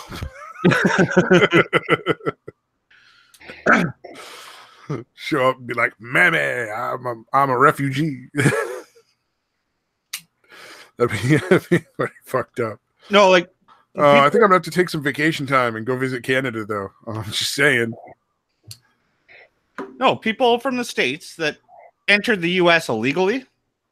Oh, they go for refugee status in Canada. They're really good. And once Trump got elected and said, hey, you know what? We kind of got to crack down a little bit harder on this illegal immigration shit. Yeah. They're like, now by foot crossing the border into Canada, we need refuge. How did you get here? Oh, we came from the States. Yeah, via fucking Saudi Arabia or wherever. Man, we just need to fucking purge all the people that allow those kind of laws and be like, oh, sure, we'll give you everything you need. Free money, it's all good. Like, look, if you're not willing to try to come through legally, then you need to get the fuck out. That's just my opinion. Just fucking deport them all. I know that's not really possible unless you use the military and some crazy tactics, but... Well, I want to keep it fair. Like, I want to keep our immigration between our two countries still fairly reasonable. Yeah. Well, I'm not 100% against immigration. Like, don't get me wrong. I'm just, it's illegal aliens that bother me, not immigrants. Well, the thing is I actually, once my kids are not at home anymore, I would like to come back down and live in the States again. Yeah. And I don't want to be sitting there, like, because all the Mexicans fucked it up, not able to. Yeah. No, dude, I don't blame you. And I'm not even against Mexicans coming over. It's just like, for instance, where I'm at, we're maybe like an hour outside of a sanctuary city. On the days that food stamps come out, don't even try to go to the grocery store. Like, they're just packed. Like, there's so many Mexicans there with like food stamps that it's a nightmare buying anything. One of my biggest problems with the Mexicans is, have you ever went to an Outback Steakhouse with the Mexican cook? Nah. Don't. I've never been to an Outback Steakhouse at all, so...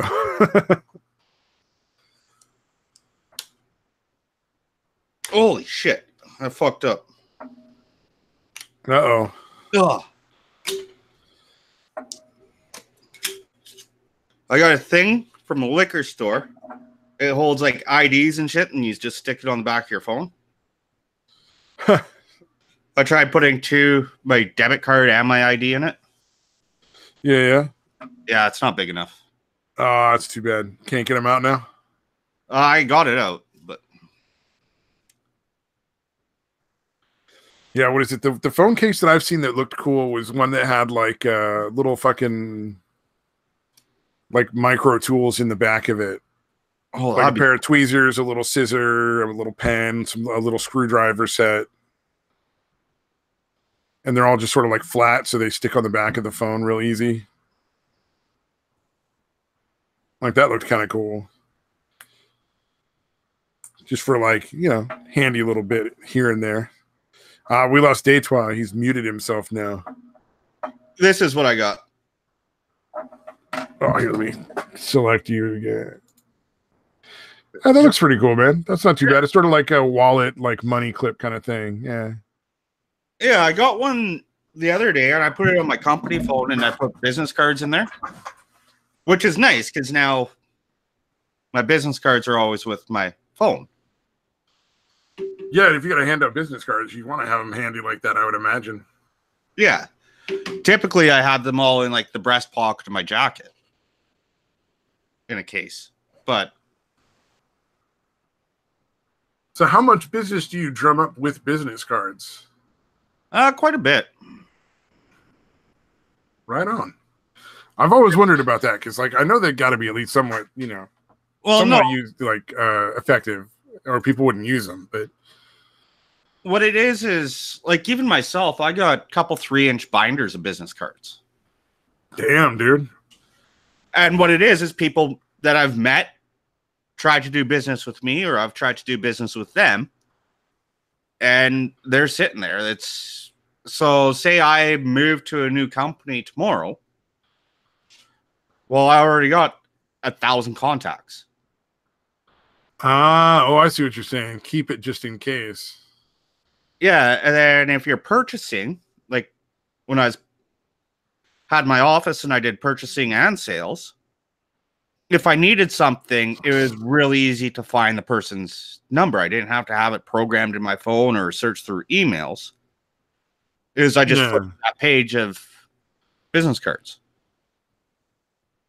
Nice. That's actually a pretty good thing. That makes sense, yeah. Especially if you're doing like sales and shit like that. Well, that's what I do is sales. Yeah. No, I know. That's what I was saying. Yeah, especially if you're doing sales, it's definitely seems like a really good way to go. Even if, like, this is another thing, which I am going to actually try to do, affiliate marketing. I have to get a website and shit. But you know what? Go to the mall and leave a business card on each table every day. That's a smart way to go. You might only get 1-2 people a week that actually grab your business card and go to the site. But things like Amazon, they do cookies.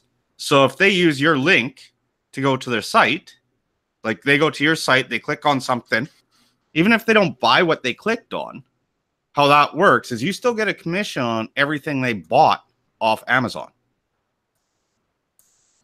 Oh, okay. Trip. And then there's other affiliate companies that do it as well. So what you really want is just to get somebody to use that as like a fucking bookmark thing. Like that's where they always go to get, like that's the button they always press to go to Amazon is on that link. Yeah. If you could get a guy to do that, like I know myself, I spend probably about $10,000 a year on Amazon. Damn. Well, I'd like to say I don't spend way too much too, but yeah. I don't like leaving my house when I don't have to. Yep. Exactly. So let's see. 10,000 times 0.04. If I bookmark somebody's Amazon affiliate link and just did all my shopping through that, that's $400. Oh, nice. As basic, like the most. Well, and then basic. odds are good that $400 is going back to Amazon anyway from whoever fucking earned the money. You know, like. So for Amazon, that's like a definitely a good business. Like my mom, she's not working right now. She kind of wants to get back to work, and that was one of my ideas. Was okay, so I've started up an affiliate website kind of deal, right? And I just sell things from Staples and Amazon, look at the pricings and everything else on basic business supplies. So there's paper, there's pens, there's toner, shit like that, right? That every office uses, consumables. And essentially just employ my mom to be like, okay, well, I want you to sit there for 5 hours a day and send out these emails. And make these calls and shill this fucking website as a place to get all their product. And granted, this month it's not going to make anything.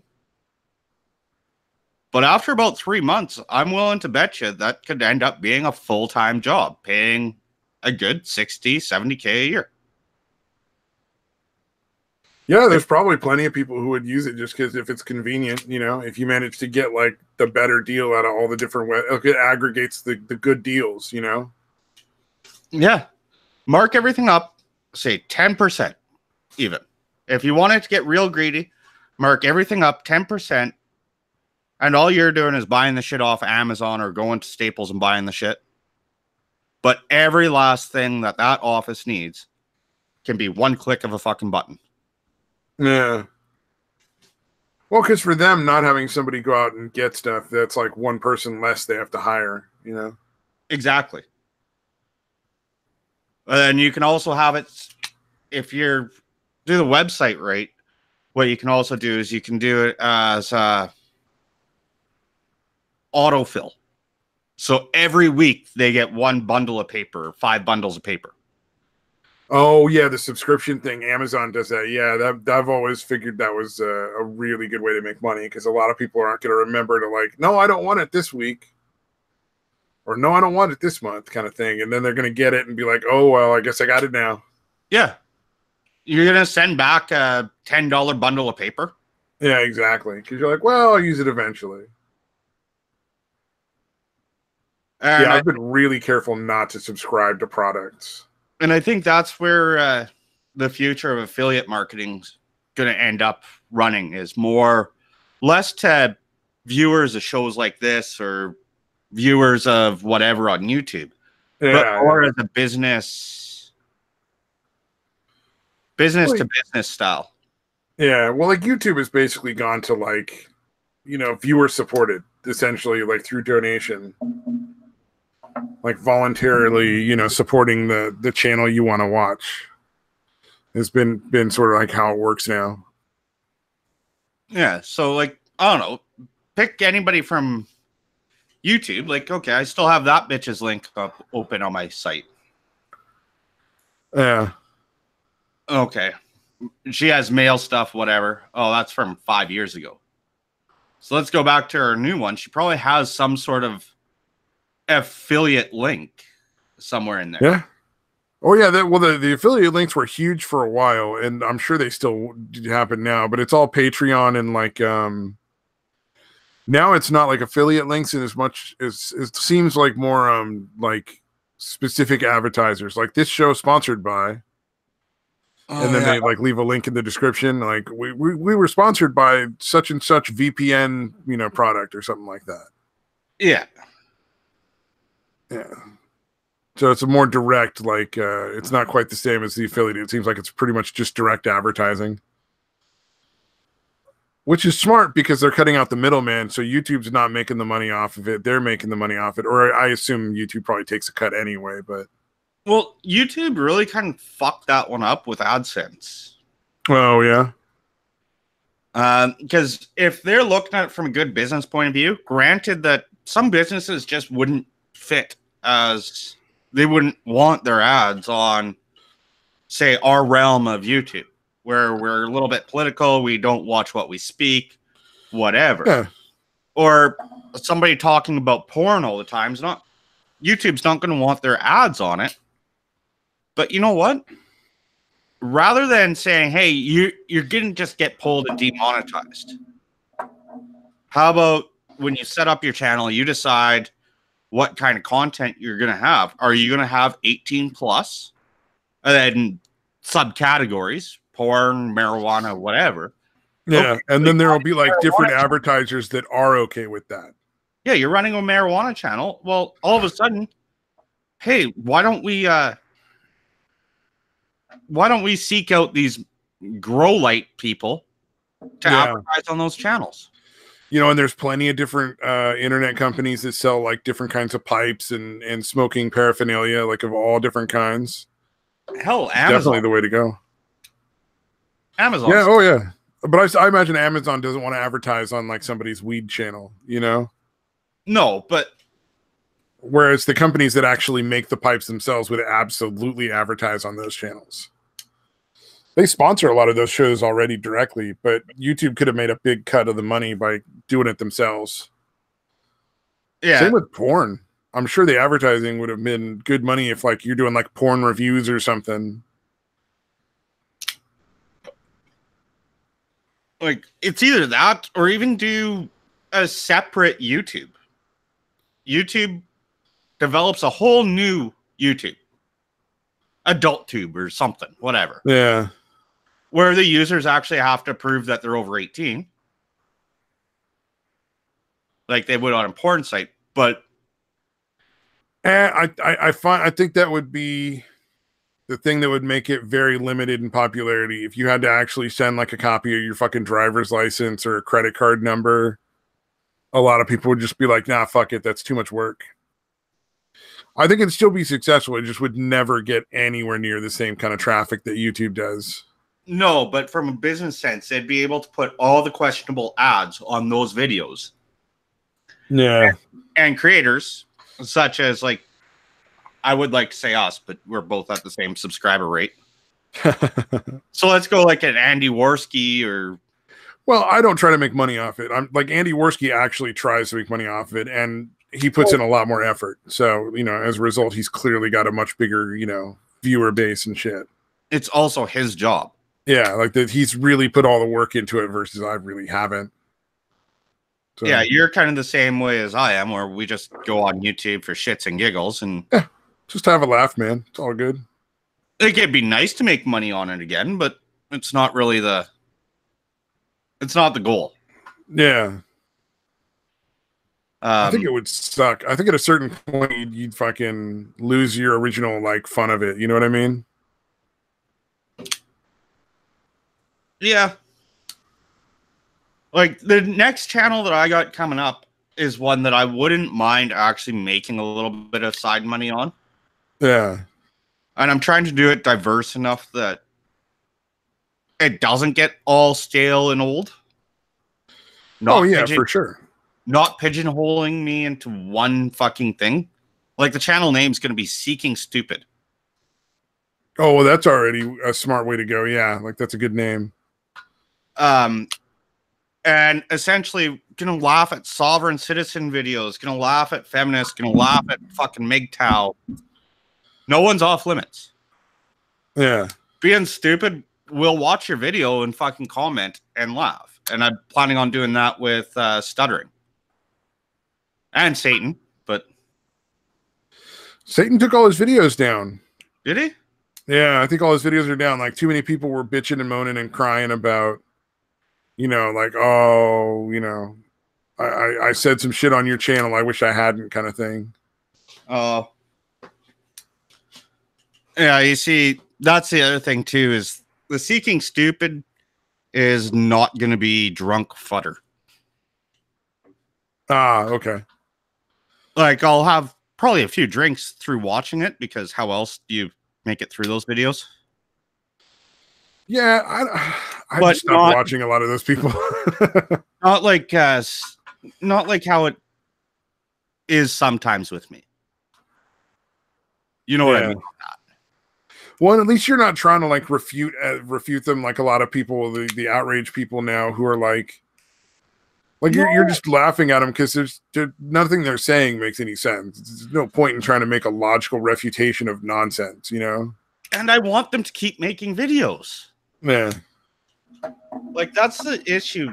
I got on to all this because of the fucking anti-feminist SJW shit. Yeah. But I watch that stuff now and it's boring. Yeah, that's what I'm talking about. Like, they actually try to make it sound like there's a logical argument at all. And it's like, it really isn't. It's just somebody spouting complete and utter absurd nonsense that a very fringe group of people agree with. And then you trying to pretend that it mattered. Yeah, kind of got sad. Everybody's trying to be Sargon or Tildeer on it. Yeah, but those people already exist. And they were funny. Yeah. Like, I don't know. I still like Sargon, but at points I wonder if he's gone off the deep end. Well, he's got to keep going because that's where his money is. So, like, he can't stop. And you got to wonder, like, after this many years of just saturation from that level of just utter fucking banality, like, is it starting to fuck with him? You know what I mean? Like, well, it is. And some people actually have made videos on it. And I hate to say it, but Monday Matt did a good video on when you're trying to do it every day. And people just are like, well, why is your content getting stale? It's not that hard. You're just doing fucking YouTube. Well, if you look at people like Sargon, Mundane, Andy Worski, like people that do this as a career, it is a real fucking job. Oh, yeah. It's not something like, oh, well, I want to stream, so I'm just going to go on and... No, there's research, there's editing, networking. Oh, yeah, there's a whole group of those people because the more you network, the more people will send you shit so you don't have to spend as much time looking for shit to come up with for content. Right. Like, I'm sure me or you could easily do videos, like reaction style videos. But you got 6 hours of your time every day to fucking try and wade through them before people start catching on, or... Yeah, exactly. Well, I don't think I'd fucking enjoy that. You know what I mean? Like, I think that'd be fun for me, at least. It'd be fun for me to do for like a couple of weeks, and then I just wouldn't want to fucking do it anymore. Well, so the next time I do a test episode, I'll try and have you on. Yeah, I think it'd be fun once in a while. I just don't. I think like if you make it a job, that's the part that I'm not interested in for YouTube. Well, I want to do it once a week. Yeah. Once a week, and somehow make a game. Like, I don't know if you've ever heard of him, but he's the YouTuber Donut Operator. No, never heard of him. Okay, he does. He calls it sovereign citizen bingo. Okay. And when you're in the chat, you can actually get a card and you can play along. And it's really fun. It's even fun to watch his old live streams. Well, sovereign citizens are pretty fucking entertaining. Like, they come up with some weird shit. But instead of just pigeonholing it to sovereign citizens, do something along the lines of like a YouTube bingo. Or cringe bingo, where you're going to have feminist sayings in them. You're going to have sovereign citizens. You're going to have bad cops. Another one that I was looking at watching is that genre of First Amendment audits. No, I never heard of that. Really? No.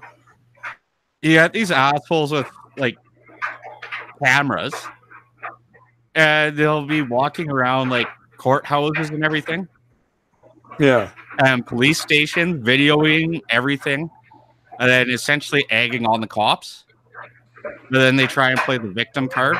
Oh, okay, I get it. And be like, hey, it's the First Amendment, right? Yeah. It's kind of like the Second Amendment audits as well.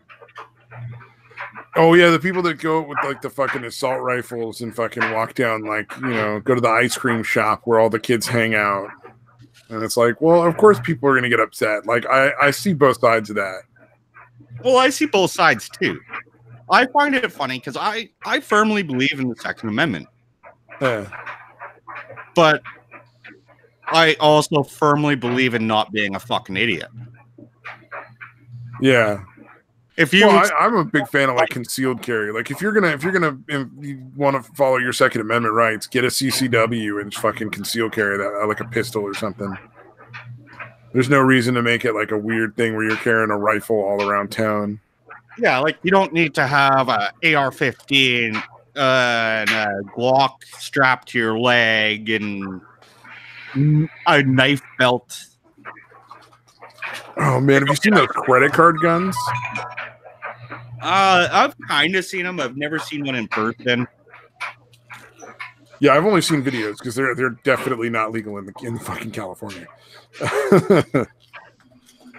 But what are they about the size of a fucking smartphone and they just fold out into a pistol that has like 2 or 3 rounds? Those are pretty fucking sweet. Like you could carry that in a restaurant, nobody'd even fucking look twice at it.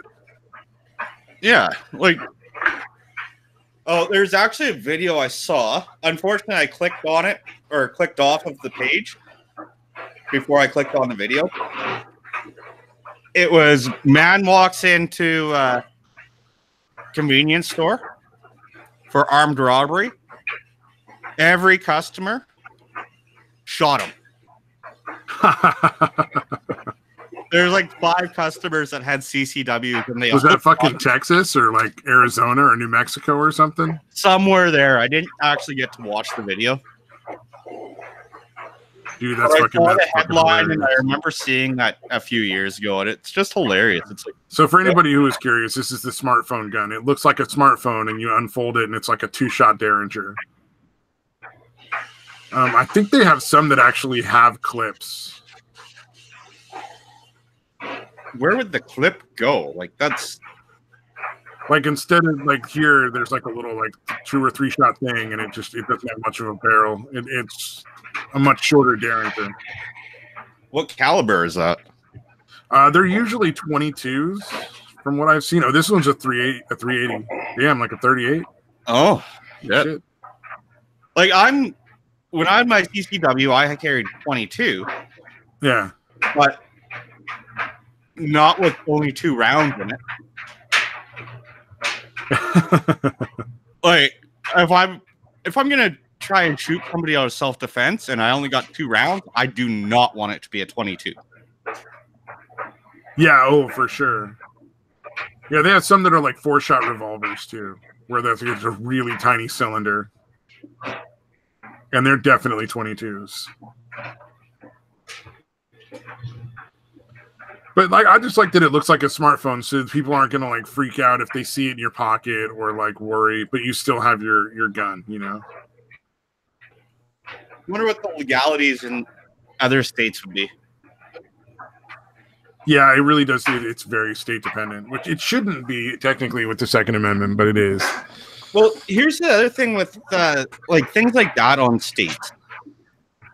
So, granted, I'm going to reference automotive. So here in Alberta, let's say if I go down to California and I have a hot rod, guess what? They can't give me fix-it tickets for things that are legal where I'm at. Yeah.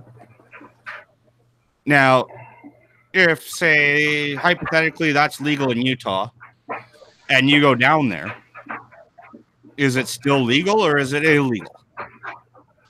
With guns, you can't bring guns that are legal in like in California from like Utah to California. They'll bust you for it. All right. I'm going to leave you to entertain people. I just got to mix another drink. Right on, man. We'll listen to Detroit's Dryer. Did he pass out? Yeah, no, I came back, but I've been mostly listening this time. So, yeah, I had to fucking my son's basketball shorts. You know how they have that little drawstring in there? Yeah. The fucking drawstring came like almost all the way out, and like there was a shirt like wrapped around it. So I had to fucking. I started working the drawstring back through, which I thought wouldn't take that long. And then I fucking kind of zoned out on it and did not realize I was fucking gone for that long. I was like, holy shit, dude. It was like a fucking half an hour or something, dude. But yeah, I finally got it worked all the way back through. You just deserted us. You're like, fuck those people. Well, I thought I was just getting up to throw the laundry in the dryer. And that fucking happened. Like I said, again, like I said, I literally just fucking zoned out on it. I was like, this is all there is in the world is me working this stupid fucking string thing through here. Yeah, I'll go cook myself a steak real quick. I'll be right back. No. Yeah, like I said, I did not think it would take that long, and I did not realize how long it was taking. That's a pain in the ass, dude. Like, it's not even like it's that fucking nylonish fabric. It's like fucking that almost like terry cloth. Almost like a towel, Oh, yeah, fabric. I know. Yeah. I'm trying to work that fucking thing through, dude. You have to like kind of force it in a little bit, and then fucking it's fucking pain in the ass. I actually have an article related to clothing. Look at this, man. Are you ready? Mm-hmm. So a high school student was punished for not wearing a bra to school. Apparently she was told people assume bad things. It's like a dress code thing. Ah.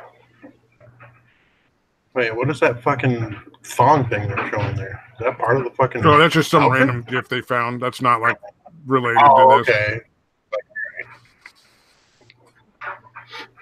Although that's a fucking trend in high schools and shit, like the fucking whale tail thing. Wow. All right. I don't understand why people like get all fucking up in arms. It's like if the school has a dress code, follow the dress code. Yeah, it's not that complicated, dude.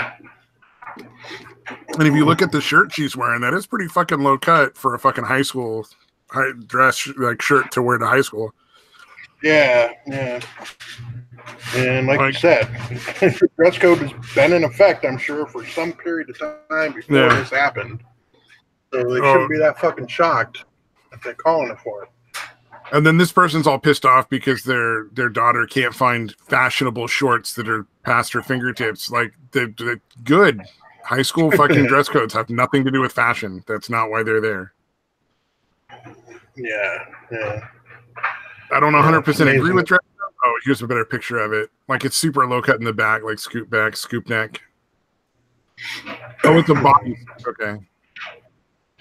She wore like a black bodysuit with blue jeans. I still say, if they say that that's not okay, it's not okay. That does look a little risque for a high school kid, at least. Yeah, it's just people that want attention, dude. Like, dude, fucking complaining about dress codes, dude. Is there somebody getting away with it and you're not? Like, that's something, that's a different argument. Oh, yeah, if the dress code is only applied to, like, half the fucking students or some bullshit like that, where it's like, well, Stacy's popular and she's a cheerleader, so she gets to wear the low-cut shirt. But you, bitch, you're one of the chess team. Get the fuck out of here. Yeah, you're not attractive enough to pull it off. Sorry. What are we talking about? Nobody wants your tits. We're talking about dress codes. Like in high schools, people are still getting up in arms over shit like that. Some girl got in trouble because she didn't wear a bra to high school, and it's like, the fucking dress code say it? Like, you fucking knew what it was before, so, it's not a fucking surprise. Complaining about people enforcing the dress code. At the same time, why the fuck are teenage girls needing to wear that shit? Fucking, it's the hormones in the fucking milk these days, man. I don't actually know. I've heard people say that shit. So, like, I don't know. Yeah, I know when I was in high school, the girls didn't have titties like they do now. No, well, I don't know. Did they? And we just don't remember it like that? Because I remember. Nah, man, they were super flat chested in high school. There were maybe like 3 girls in high school who had big old titties, and then the rest were all flat chested. High school? In the first, maybe like in the first 2 years of high school, like and then the second year they started to get high, that might be true, but fucking high school? Well, I'm just talking about like big old like giant ones. Well, I'll be honest. There's kids like in my daughter's class, grade 6. So 11, 12. Oh, in junior high and grade school, there was nobody with boobs. They were all flat chested when I was in school. Absolutely. Well, that's the thing. Like, even my daughter, she's not flat. Like, she's 11, so she doesn't have like tits, but she's not flat chested. And you look at some of her friends in school, and it's like, what the fuck? Yeah. Very well could be the fucking growth hormones in fucking milk, dude. Who fucking knows? Yeah, I have no idea what it is. I do know that the human body requires a certain percentage of fat in order to initiate the changes in puberty. So it may be a case where the nutrition is just so plentiful that the body starts going into it early because it's like, oh, we got everything we need. Let's fucking, why wait? You know what I mean? Because that's how you get like those gymnasts that never really quite hit like puberty and stay super short and tiny, is because they just keep their body fat percentage low enough that the body can't go into it. Yeah, they never go into fucking puberty. That's disturbing. Yeah, ballet dancers do similar shit. A little scary right there, huh? I don't know. That actually turned into a conversation, but I didn't really want to acknowledge. Yeah, too disturbing. Not gonna lie. Well, worst case. I'm trying to find out where you get those like commercial grade Keurigs. Commercial grade Keurigs? Oh, like where they hook into the water line directly so you don't have to fucking refill it every couple of cups of coffee or whatever? Yes. Okay, I found some on eBay. Because I'm thinking of getting one here in my garage. I'm kind of sick of walking upstairs to make coffee. Why not just get an IV drip, dude? Well, I probably should. I do go through probably 2 pounds a week. Ah, damn, dude. I don't even do any caffeine or coffee, so. Yeah, just take the coffee grounds, put it in a spoon, a little water, get a little fucking torch under it. Do it meth head style? Yeah. Draw through cotton to get all the impurities out. Good to go. Cops come to my door, be like, what's that burnt spoon for there? Oh, I was just making coffee. Yeah, I've been slamming fucking coffee beans. Actually, it's not that expensive. $115.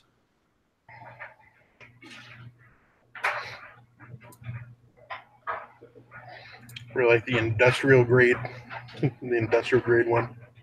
Yeah. Your fucking professional Starbucks coffee set up in your kitchen. No, I'm never in my kitchen. It's in my garage. I kind of want. Well, I want a coffee maker at my garage or at my desk, Yeah. so I Do don't you have have like an insulated garage, I'm guessing then? Yes. Yeah, I would Like assume. an actual finished one. Well, let's see it. It was minus 40 the other day, and I was still working in my garage. I hope it was insulated. Yeah, really. Or Well, you like I actually set froze up, it. This is a figment of your imagination. of course, I'm in California, but my dad smokes, so we set up like a fucking like sitting area with like a TV and brought like cable out and everything into our garage. Hung a TV on the wall and shit. Hey, Mad Metal Man, what up, yo? Well, that's kind of how my garage is set up. Like, I have my projector, my TV projector, on the hutch of my desk that shines over to my wall. Oh, that actually sounds like it'd be easier than hanging up a whole fucking TV and shit. Oh, it is. And Yeah. it's like a 100-inch TV on the side of my wall. Nice. Yeah, Hey, gaming and this week. I'm really impressed with this projector. It's $100 at Walmart. That's not bad at all. No, like I was expecting a complete potato. Yeah, for $100 for sure. Exactly. That's what I'd expect. But like I got a Roku stick in it, and for watching Netflix or whatever, it works awesome. I wouldn't want to play video games on it, Yeah, oh, for sure. but just to have it going off in the background, yeah.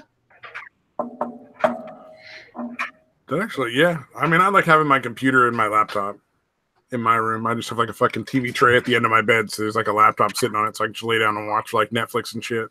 Well, I'm a little bit of a nerd.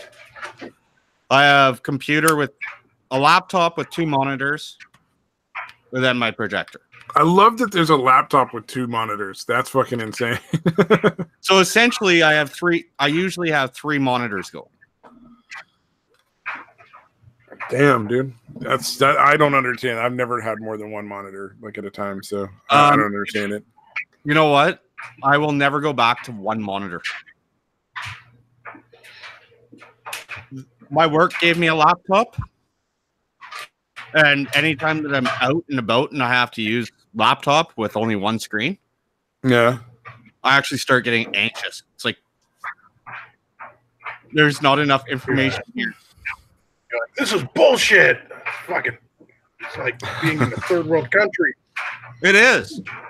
Even my kids, like my oldest, I was picking out computer components. He's like, why do I need 2 monitors? And the only thing I could say is because you're not a pleb. Yeah, I Trust run me, 3. once- I run 3 monitors on mine. So yeah. Yeah, I've only had that many, like my last job, dude. 2 monitors helped out tremendously, but any other personal use, never really felt the need for it. Well, It'd be nice, but I just was never going to pay any extra money to have it. well, I would here's have set up 2 monitors. Somebody gave me the second monitor. here's the deal too, though, is like where I said I am starting that other channel. One of those monitors, I know from when it was set up with 3 upstairs, and I used OBS. 1 monitor, that's all it did was my OBS screen. And then the other 2 were for Hangouts or Skype or whatever I wanted to watch on stream. Yeah. Oh, Mad Metal Man has a fucking crazy setup. He's got his main computer with 2 screens, a laptop with 2 screens, and a secondary laptop that he uses for like virus testing and security testing. Damn. Yeah. We should all be that fucking like, what do you call that? Thorough. I don't know. I've thought about putting I've put a serious thought into putting a server here in my garage. The only thing is I can't logically get past why do I need a server in my garage? Why not? Like, if you can afford it, fucking why not, dude? Well, that's just it. That is my only justification to doing it is because I want it. Well, if you got the cash, that's good enough. Yeah. Will it make you happy? Make all your dreams come true? I think it'd make me happy for about 2 minutes. Oh man, Fuck just yeah. go to your own website. I say do it, dude. Have your own website that just like allows people to track their coffee usage. Like, can you keep up with Futter?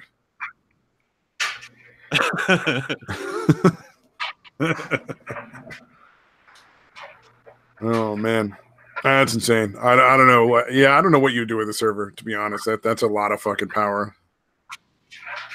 Well, I've thought about using it.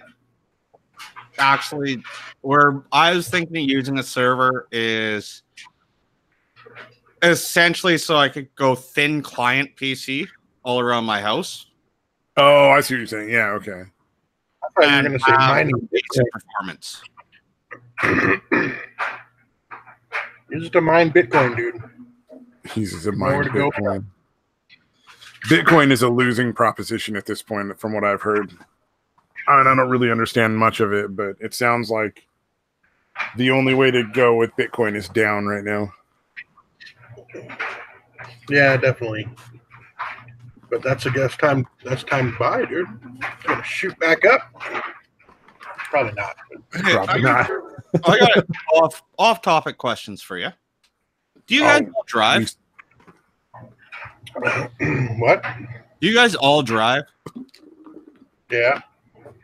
I do, yeah, for sure. Okay. Do you ever find it like aggravating when people ask for rides or help moving and shit like that? And it's not because they're really good friends, it's just because you have a car.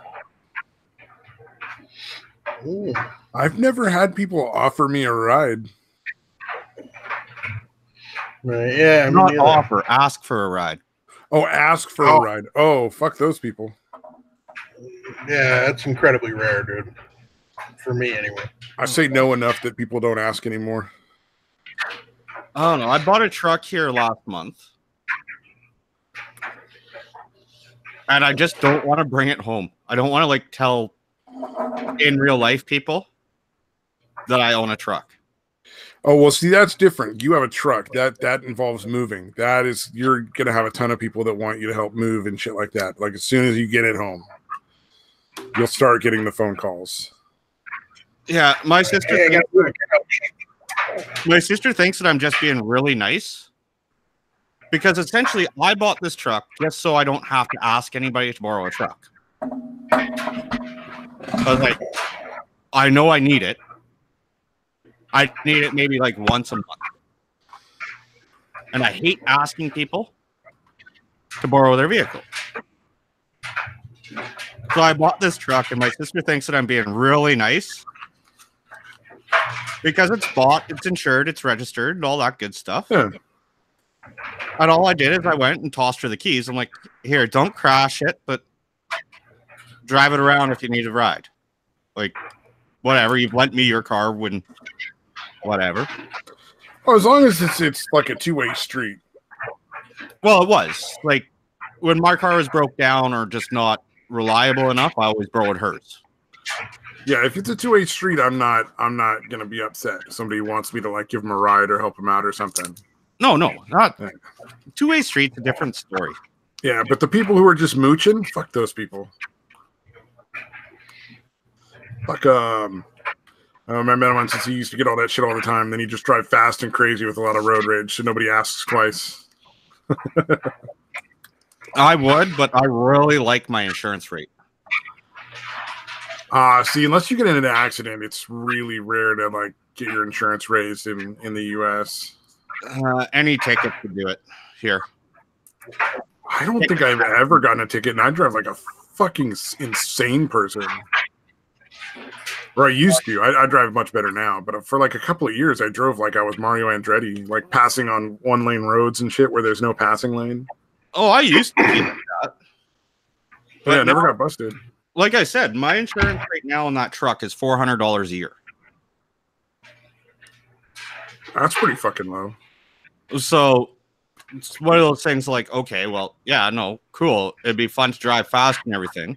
And I'm sure I still will. But is it worth getting a ticket and doubling my fucking insurance rate?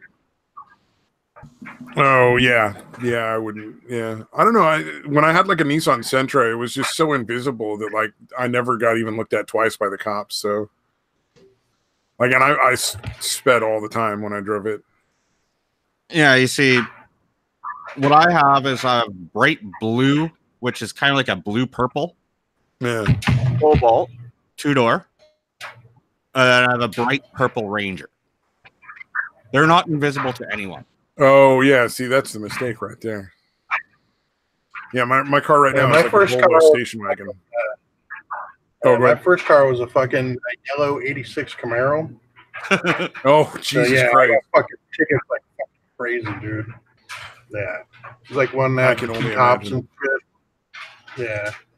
Yeah, I got pulled over fucking constantly, but I also fucking sped constantly, like a fucking, like a dumbass teenager does. Dude, that's weird because like I've only been pulled over twice and I speed all the time. I've sped right by cops, in front of cops.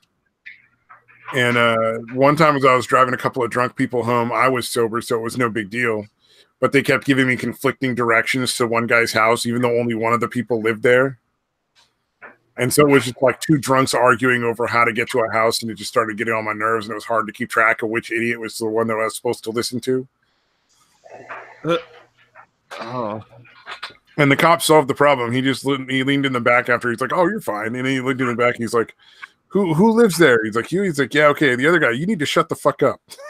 It was pretty fucking funny because it shut him up. I don't think he was real happy about that because he definitely wanted to give somebody a ticket or get some alcoholic off the road or whatever.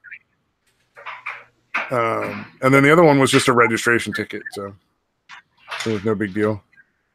I used to have this one cop. He actually had it completely out for me. He wasn't even a cop. Look for you. He wasn't even a cop. What he was a city police. Okay. And what the downside is my daughter went to school with his son. His son was a little bit of a bully. And one day, my daughter frickin' knocked him out. Well, didn't knock him out, but like, gave him what for? Put him in his place. Yeah. And after that, it was like 2 years. This cop gave me the most ridiculous tickets that even like RTMP in the area were like, "That's really a ticket?" I have to check my book. I don't think that's really a ticket. They were like, "I don't think that's illegal though." Yeah. Like driving without daytime running lights lit. Oh my God, seriously? Failure to maintain vehicle to manufacturer specifications. Do you just go to court and be like, "My daughter beat his son up. I don't know why he won't fucking stop harassing me"? I did for 2. But the thing is when they're only like $100 no demerit tickets, it's like, okay, well, yeah, I could go to court, but in all reality, I'm going to lose $100 by going to court. Oh, they don't dismiss the ticket? No.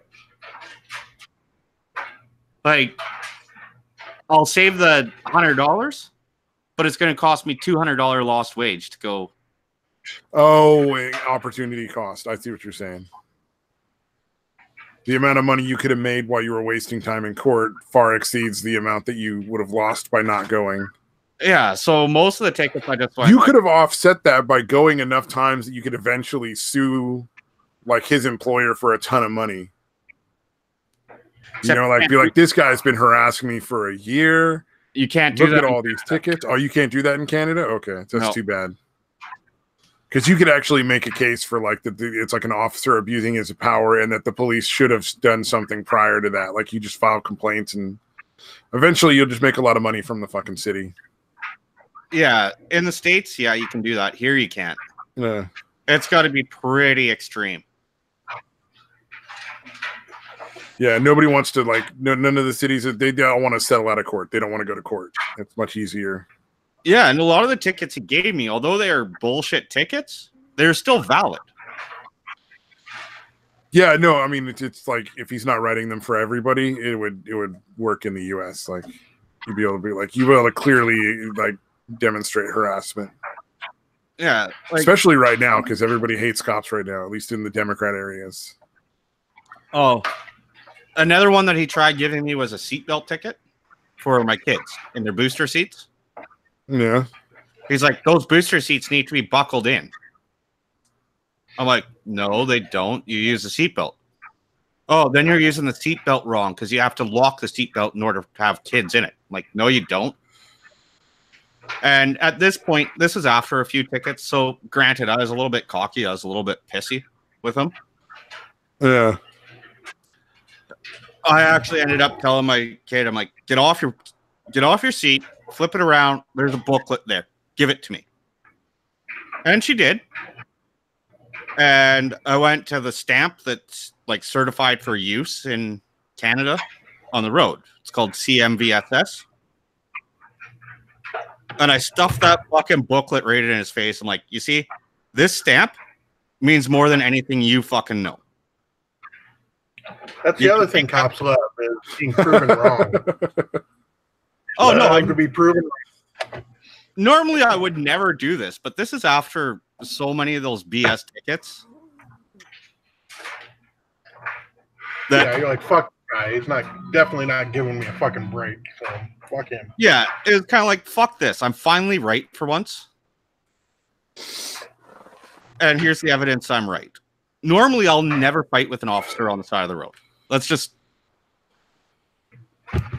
It's just a waste of time. Like, if they've already pulled you over to give you a ticket, they're going to give you a ticket most of the time. Yeah. Like, the courtroom's where you fight. It's not... Fighting on the side of the road is stupid. Oh, I love the people... I don't know if you ever watch Cops, but... And I don't know how it works in Canada, but in the U.S., you have to sign the ticket just to acknowledge that you received it. Like, you're not admitting guilt. And there's so many people that just won't fucking sign the ticket. And then eventually the cop's like, look, you either sign the ticket or I'll take you to jail. Like, it's one or the other. Yeah. Yeah. And there's a lot of people that go to jail just because they're like, I'm not signing that. Yeah, they usually will point that out to you before you sign it. Like, hey, this is not an admission of guilt. You just have to acknowledge that you're receiving this ticket. Yeah. Usually the cop, if they're fucking any halfway decent, they'll point that out before they even try to get your signature. Yeah. Oh, yeah. You get to watch the videos where the people get arrested. You clearly hear the cops say it probably 10 times before they arrest the person. Yeah. Yeah. Oh, yeah. No, like, here's the thing. In Alberta, you don't have to sign the tickets. Oh, yeah? But I've had enough tickets in the U.S. that it's pretty standard. Yeah. And it says right there, this is not an admission of guilt. Yeah, I love those videos, and I love watching people get tased. I like the best ones. I like watching people's windows get knocked out. Ooh, those are good too. Those are always good when the people are like refuse to roll the window down, like somehow by only rolling the window down like a half inch, the fact that they've been smoking weed for like the last 2 hours and there's smoke pouring out of their car, the cop's not going to figure it out. Yeah, it's like concentrated in the tiny little crack it's coming out of. Like you'd be better off just opening all the windows. Yeah, exactly. Yeah. Or not smoking weed in a fucking car if it's illegal. Yeah. Stop doing it. You know, go to your friend's house. There's snacks there. You know, how are you going to get a hot box going? Go to the bathroom together. Like, everybody get in the fucking bathroom. Hot box the bathroom. You're a weirdo. Yeah, I'm a weirdo that's never gone to jail. All right, we're all getting high, and then also the contact high. I had a little fucking Ford Ranger, dude. We fucking smoke out of that. But we'd also be in the middle of nowhere where there are no cops around, and we would absolutely roll the windows down on the way out. Oh, yeah, for sure. I've never been one to smoke dope in my own vehicle. It always seemed like a bad idea. Oh, I did it fucking constantly, dude. I think it also depends on what state you do it in the U.S. though too, because some states are more tolerant than others. Like if you live in Texas or like Virginia or some shit, you probably don't want to fucking smoke weed in your car. But like New York, Utah, yeah, Utah definitely not. But like there's a lot of places, a lot of states where nobody really gives a shit. Yeah, Utah will fucking pull you over for going like 1 mile over the fucking speed limit, dude. They're fucking assholes. Yeah, I never had an issue in Utah. Yeah, you're fucking lucky then. Yeah, that's my dad drove truck and he was like, "Yeah, do not speed here like at all." just put a fucking LDS fucking sticker on your car. Make them think you're a Mormon. You should be fine. Where I had an issue, believe it or not, was Colorado. Colorado, really? Yes, and I told the reason why is because every time I drove through Colorado, I had out-of-state plates. Okay, every dude. time I fucking hear Daytois fucking laundry going off, is literally triggering me. Oh man, I'm gonna have to set some alarms here too to complete it. Get you really riled up. It's almost done, dude. 20 minutes or so. Oh, yeah, okay, yeah, almost done. Yeah, the other one's just a load of white, so it won't be making nearly as much. Oh, now you being racist? Yeah, I got to keep the whites and the colors separate. I knew you were racist. I don't want any mud shark laundry. Oh my god. Yeah, Mad Meadman has a point. Just don't give the cops a reason to pull you over. That's the best way to go. Yeah, well, they don't need a reason. I don't know, man. I've never had cops pull people over. I've never been in a car or been pulled over for no reason by the cops. So, I mean, it just probably depends on the area. I've only had a few letters sent to me that says, "Hey, if you don't smarten up your driving, we're going to take your license away."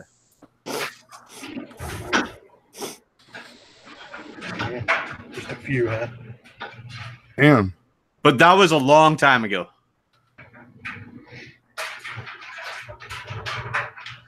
Yeah, And I found out. Survival school a couple of times in my life, dude. By the way, I found out after 10 years, traffic violation warrants go away in the state of Colorado. So you just have to avoid the state for like 10 years. That's not that long. Well, no, because I was thinking of going back, but I knew that I had a warrant there. So I was like, okay, do I want to go back? Or like, I should probably figure this shit out before I go back with my family and get tossed in jail for the night. And yeah, as of January, they squashed it.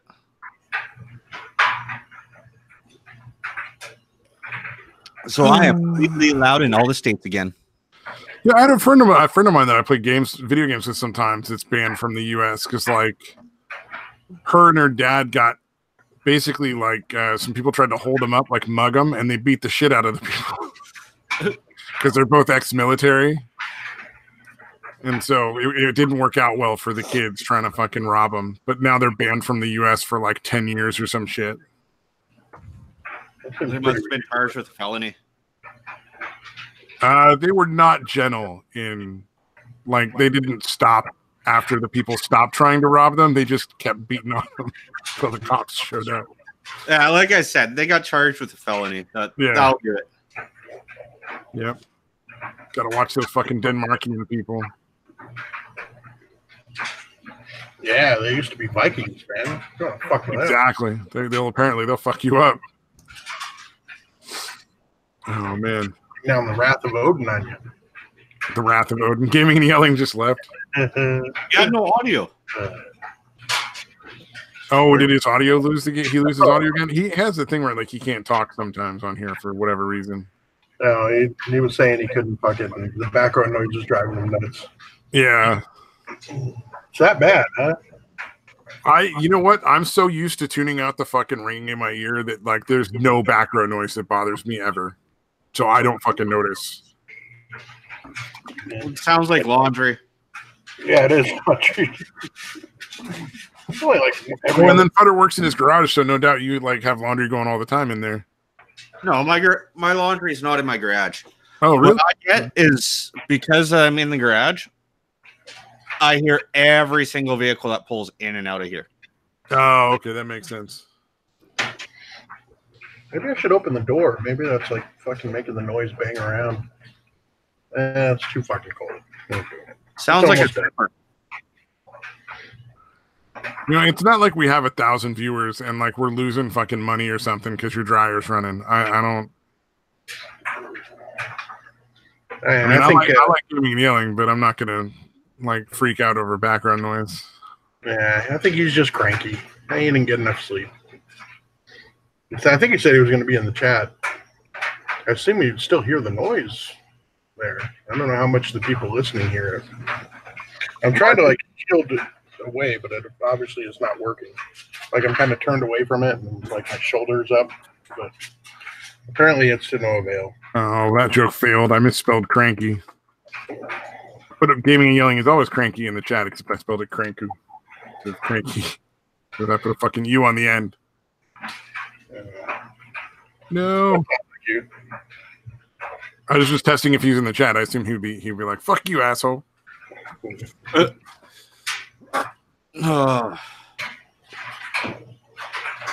However, anybody that is listening, there won't be any of that background noise on Doc Griffin's karaoke special. Who is Griffin? Doc Griffin does like a stream almost every single night. He just like chills out and bullshits with people. It's kind of like the same sort of thing. It's just chill, you know. Like if you're up late and you want to fucking watch like a chill stream, he just it's chill. Yeah, that's my one issue with your streams. What? Most of the time, they're either like during the day while I'm working. Oh yeah, during the day. One during the day, one in the evening when it's fucking late. Or they're like at 11 o'clock when I should be going to bed. Yep. I've timed it well. In fact, I don't even know that we need to keep it at the times it's at now, unless like honestly, I'm not sure, but like it just worked out that way. I think we were working around Engleharth's schedule. But like he doesn't show up anymore because Satan and Satire comes on occasionally, and that was apparently he actually got to the point where that he didn't want to be on the same stream as that guy. So I was like, all right, well, I'm not gonna sit and fucking play like the fucking police of who gets to come on and have a laugh, you know. Well, honestly, he wasn't showing up all that much anyway, dude. Yeah. Even before that, it was like once every 3 weeks, 3 or 4 weeks, wasn't it? Yeah, he's a fun guy, but yeah, when he's here, he's fucking I think he actually wanted to make this into something. Yeah, but then hey, dude, if you're motivated and you want to like put that work in, go for it. I'm not where YouTube is concerned. Yeah, like you said, he had his dancing things that he was always at, and then now that's where he could make some fucking YouTube views if he wants. Fucking start videoing his dancing and shit. Mm-hmm. Yeah, I don't somehow got this far, Engleharth. I don't think I even know who that guy is that you're talking. He used to be on like all the time, yeah.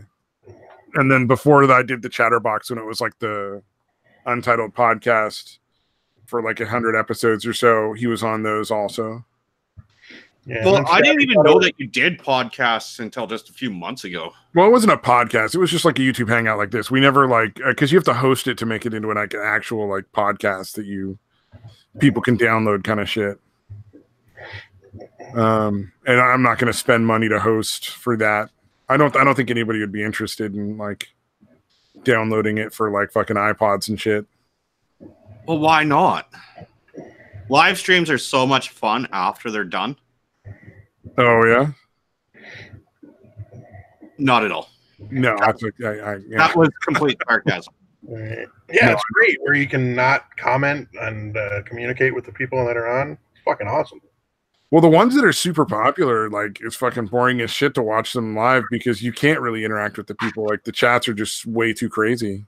Yeah, too many people fucking chatting, dude. Yeah, like the same. Where there's actually a difference between the live chat and the top chat. Yeah, we don't have to worry about that here. Yeah. Well, like the Saints show or whatever it is, the one that like Jeff Holiday and Wizard of Cause, I think it is. I think that one's kind of died down, hasn't it? Oh, has it died down? But like, yeah, they used to have like a bunch of people in their chat. And it was just like a fucking, you couldn't even talk with the other people in the chat, really. It was just so lame. Yeah. Dude, oh man. Like even before Jeff Holiday got in the fucking mixed up in the fucking crowd Discord shit. Oh man, I was so tired of both of those fucking assholes, dude. Yeah, way before that, like months before. Because Jeff, I used to watch all of Jeff's shit, dude, in a while, like a couple of years ago. But yeah, fucking, yeah, Nick is just a fucking arrogant prick, dude. I've never actually had an issue with Nick. Yeah, I don't know, man. He seems phony, dude. Like he's LARPing Hunter S. Thompson constantly, dude. LARPing Hunter S. Thompson. Yeah, and the Saints thing. It's like Jeff would laugh hysterically at whatever fucking Nick said, and you're like, Jesus Christ, dude. Like some of the shit he's saying is not that fucking funny.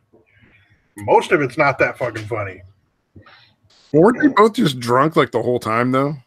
Yes. Yeah, most likely, yeah. Yeah. You see, I've actually got into going in and watching like these live. You go to down on the right more from YouTube and just hit live. And you see people that have like 20 people watching their stream. Yeah. One, I can piss somebody off on a live stream, I'll go. well, sometimes it's to piss them off. Sometimes they actually have some half decent content. And it's like, oh, okay, well, no, this ain't bad to watch. Yeah. Yeah, I don't know, man. I'm usually playing Sea of Thieves right now. I'm too fucking sucking into that game whenever I'm not like doing stuff here. Oh. You made it pretty far in, dude. You made it almost 2.5 hours without mentioning Sea of Thieves, dude. I don't know what Sea of Thieves is. Oh, it's a video game. It's Stabby's entire existence when he's not here. Pretty much. It's like work, doing these streams, and like Sea of Thieves. Yeah. If you like pirates and chests that you can't open, Sea of Thieves is your game. I don't know. I'll probably end up getting into gaming here next month. Because the problem that I have with gaming is my desktop, I cheaped out on the video card. Oh, yeah. Yeah. And so, like, it won't, even though it could probably run some with the, like, it only does one integrated. No, my desktop there, I don't know. I built it.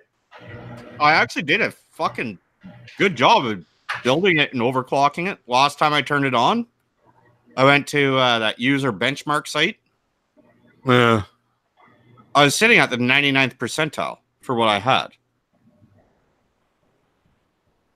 But the problem that I had was my video card only had one output. I went and I had a GT 1030. Yeah. That I put in, which, by the way, is like the worst card that you can ever buy. Yeah, I thought like most video cards had like 4, right? Like that have like an HD, a regular, like just regular monitor cable, like the standard one, and then like 2 of the like there's a funky like video DVI monitor, or DVI, display port. Yeah, and like 2 display ports. Yeah, this one, it has 1 HDMI and 1 DVI. Oh wow, okay. Can't you get monitors that run off the DVI? Well, most of my older monitors will run off DVI. But I'm not into paying $50 for a fucking cable. Oh, yeah, fair enough. So essentially what I'm going to end up doing is I think I'm going to go to RX video card. I think it's 580 that I pointed out is like $200. It's not too bad. Well, it's equal to like a GTX 710 or whatever. Yeah. Or 970, sorry. So I'm not going to be running 4K gaming off it. Yeah, but you can still run most games on that, though. Most stuff will run on that. Yeah. Then I want to get a better mechanical keyboard. Yeah, that's just good common sense if you're going to game on it. I'm thinking of getting, because I like the one that I have for typing, like what I do at work. But I'm thinking of getting one of those one-handed ones where it's only half the keyboard. Yeah, I know what you're talking about. Yeah. Yeah. And even then, I'm thinking of going to like a membrane switch over mechanical. Yeah, I don't even know what that means, but cool. The not clicky ones. Oh, okay. The ones in, okay. Welcome, Mad Metal Man. How's it going, man? I'm awake and disappointed with this planet. Oh man, is this planet ever not funny? No, it's nothing new. Just anything specific. No. I wound up taking a drive today, and after about 2.5 hours, realized I was in Dallas. Why would you be in Dallas? Because I just kind of picked a direction and went. I'm south of Dallas, so. Jesus, how far is Dallas from fucking Austin, or from where you're at? It would be about 2.5 hours. So about 170 miles, almost 200, I think. You see, this is kind of the videos that I'd go onto a live stream about, where it looks like she's completely trailer trashed, kind of half methed out. How do you find that? Do you look it up with under the hashtag half methed out? No, I just go over here. I go up to the little 3 bars here, and more from YouTube. Hit live, and go down to the bottom where it's mobile streams, and look for like the least amount of viewers. Huh. Wonder you're most likely to be able to upset people in the chat. Yeah, webcam. So we could go here. Her live streams actually Q&A for donations. Wow. Doing a Q&A for donations. Wow, there's something I never even conceived of, because that's fucking greedy and stupid. That's fucking ballsy, dude. Just from the look of her, I wouldn't want to be in the same room as her, much less listen to her talk. Yeah, I wouldn't want to know her answers to any fucking questions. Okay, I'm kind of curious what her voice sounds like. Any guess? Oh, no. Jesus. What do you think? Let's see. Like the fucking devil. It's going to sound all kind of fucking high-pitched and mousy. A high-pitched, mousy Valley Girl kind. Yep, that's what I'm expecting. Okay. Yeah. Let's see. I'm going to unmute. 106. Hello, Vince. Hi, Lissy Jade. Ooh, the only thing I had. Oh, okay. Yeah, that's enough. I'm good. Entertainment, woman. It is called entertainment. Do something with it. At least show some of your fucking cleavage or something. Jesus Christ. If that's the only fucking way you can entertain, get to it. God damn, Skippy. Fucking I got nothing against people There's that somebody want in to her fucking bed. sell titties. You know, if you want to sell titties, go for it, man. Nothing wrong with that. But Hey, there's something in her bed. Who the fuck cares, dude? Wait, let's see. Let me look at your picture for a second here. Oh, is there somebody in her bed? Yeah. I keep seeing the blanket move up and down. Oh, maybe it's like a co-host or something. Like her boyfriend, like fucking jerking it in the corner. helped out or something. Jerking it in the corner. Notice the windsock and what appears to be a camera screen sitting on her bed. Yeah. $10 says they're making a porn later. I don't know. That's a pretty nice camera. That looks like a Canon, like Rebel. Yeah, HD Yeah, but porn. you can buy those for so much cheaper now, especially if you make porn. There's so much money in porn, man. See, she heard me. She put her fucking hands up to her face. You think this dude do porn? She looks so innocent and not fake at all. God I damn. have a question. Why do you think you're interesting? Should I ask That that? is the best video ever. Jesus Christ. Yeah, you should ask that. Yeah. I'm sure you're referring to that video where the guy like goes over to the chick who's in the middle of like live streaming on Periscope and he's like, "You're not that fucking entertaining." What makes you think you're entertaining or interesting at all? Why is there so many people here? Oh my god. That makes my brain hurt. Why is anyone watching this? Non-ironically. I wonder if we'll get claimed for that. Like, she seems like the kind of person that'll find out she was on here and claim us.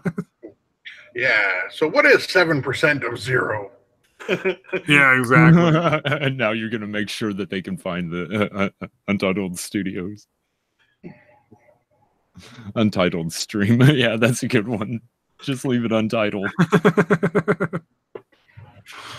Oh no, dude. I don't want beef with some random porn actress. Well, and look at this random shit in the fucking chat. You're so beautiful. Do you have a boyfriend? It's 1:30 in Florida. Like, where are your friends? Shit, she's got fucking 184,000K. Jesus. Yeah. You got 81 watching your desperate ass fucking whore yourself out to the internet for what? Your stupid San Antonio shirt? What is that? A San Antonio Spurs or just a San Antonio shirt? Because I went there and it was cool. Oh man, this is how drama streams start. Stop it now. Yeah, let's start paying for the fucking bitch, dude. Oh, I can't fine. do this because I'm sitting here thinking about it like I'm watching TV. Like, what Yeah, the fuck am I doing? Who wrote this shit? Oh man. Watch as they all start coming over here. She makes money, dude. Like, it's good for her. You know what? That's fucking. If people are gonna pay you for that shit, fucking go for it. Because there's a limited window for that. You know, she's got maybe another 5, maybe 10 years that she can keep making money that way. So fucking Okay, well, you can, honey. get it while it's hot. Well, I'm assuming that with 184,000 subs, she probably does have some sort of content that's appealing. I've seen Yeah. channels with more subs that's not even how much content they have. Like, Alinity. No, but you know what I mean. Like, yeah. she's probably better at YouTube than we are. Oh, guaranteed. Yeah. Now, how much of that is because of the fact that she is a female in a realm of rather desperate men? 180,000 of those. 1,000 lonely virgins out there. Well, no, not all of them. I'm not going to say that they're all lonely virgins. I'm just saying how much of her popularity is based off of the single desperate male demographic. From now on, I'm gonna have to like fucking start putting the lonely virgin tag on all my videos. Fucking- Lonely version. Incel. yeah. Pet life. God damn, dude. MGTOW. I'm going to claim MGTOW. It sounds better than incel, I No, it sounds just as dumb. guess. They both suck. I don't know, man. Whatever happened to just being a bachelor? A confirmed bachelor, man. Like, you're just not really worried about it. I think No, gays dude, took that title. Tribe nowadays, dude. Uh, No, you're a misogynist if you do that. You're just another Me Too waiting to happen. just another Me Too waiting to happen. Hell yeah. Well, I don't get the fucking point of all this shit. Like, I'm single. I've been single now for a while, actually. Yeah. And like, wouldn't call myself incel. In order to be incel, don't you have to try? You just have to, again, not be able to get laid, even if you did try. From what I've seen, the people that are like incel, Fairview. Like it's not that they don't really try though. Like they just have like no idea what the fuck to do. Like, you know, like they just don't understand how to talk to a woman, kind of thing. it's not that hard. Just talk to them like normal. You mean like women are people? What the fuck's wrong with you? Yeah, like I don't know. Some of them are just completely unattractive to women, but yeah, some of them. No, there's always somebody who will fuck you. It doesn't matter how ugly or good looking you are.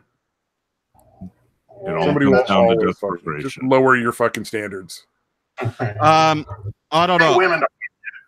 Just because I don't like him, I'll mention his name. Think of it like this: Chairview has children. I've never seen Chairview. I've heard of him. I've seen like bits and pieces of streams, but I've never actually seen like what he looks like. Really? Yeah, I'm neutral in all this. Yeah, and I don't have anything for or against him. I just like I kind of know who he is. He knows me, and I've talked to him on a few occasions. Not a bad guy. Just I could see how some people would have issues with him. Like he does get a little loud. Well, he's just pointing out that he has kids, so anybody can get laid. I'm guessing Sheriff's not an attractive dude. Steve Shive's wife gets dick on a basis. I'm not going to say regular, but she gets. Brianna Wu is married. There, exactly. Fucking, you know. What was it? Not Pamela Anderson. Who was the fucking? Who was the ex porn star that married the like 80-year-old? Oh, I know what you're talking about. Anna Nicole Smith. Yeah, fucking died off the diet fucking pills. Hey, everybody's gonna get laid somewhere along the lines. Fuck, I'm 80 years old and I'm getting dripped on by a Playboy playmate. Yeah. Didn't he fucking outlive her in the end? No. Oh, I thought he did, and she died early of the fucking diet pills. No. After that money, like fucking crazy. Yeah, his family took her to court. I know there was a long fucking drawn out bullshit over that. Yeah, about the inheritance. Yeah. Says why I don't want kids or $1 million, because one or the other will kill me. I'm happy with them, but I would like $1 million plus my kids. Just don't win the lottery, because apparently that's real likely to get you fucking killed by your family. Yeah. I was going to say, no, if you have kids and then get the money, that's fine. You shouldn't have the money before you have kids, just because they wind up being spoiled. I don't know. Yeah. I had $1 million before I had kids. I think it would have been a lot more fun. Possibly. At least better medical care, if nothing else. You could, wave a couple of hundreds around and be like, nope, I'm going to smoke in the lobby waiting for my kid to be born. You can fuck right off. No, I'm in Canada. We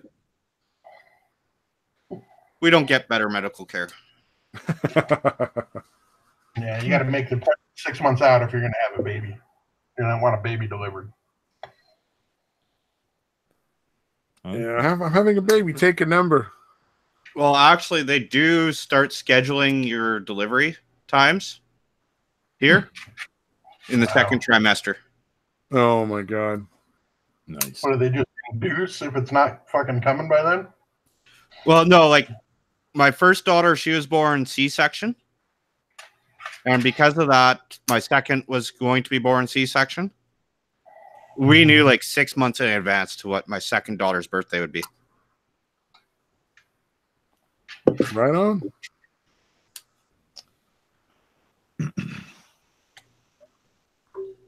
That's my version of yeah.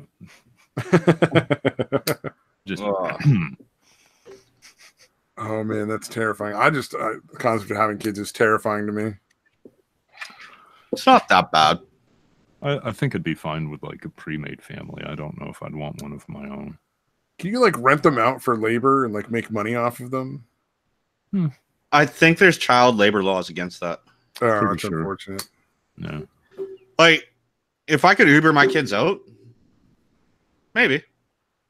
Yeah, like you go mow the lawn, get $10, I get 3. Yeah. You know? Sounds like a fair deal. No one's getting really shaken down there. Pimp them out, dude. Well, can you really shake down your own kids? Like, can't you just say this is your rent? Yeah, you're fine. Yeah, Look, I know you're 10. Income. I know you're 10, but you got to pay rent, or we're gonna have to kick your ass out. The only downside to that is they won't be 10 forever, and they know where you sleep. Yeah. Well, I don't know. Well, the other thing is they get to choose your nursing home, so you I gotta look be at my careful. parents. When I dropped out of school and started working, they're making fucking bank off my rent. When I think about it, at the time, I think I was paying them $600 a month. Damn.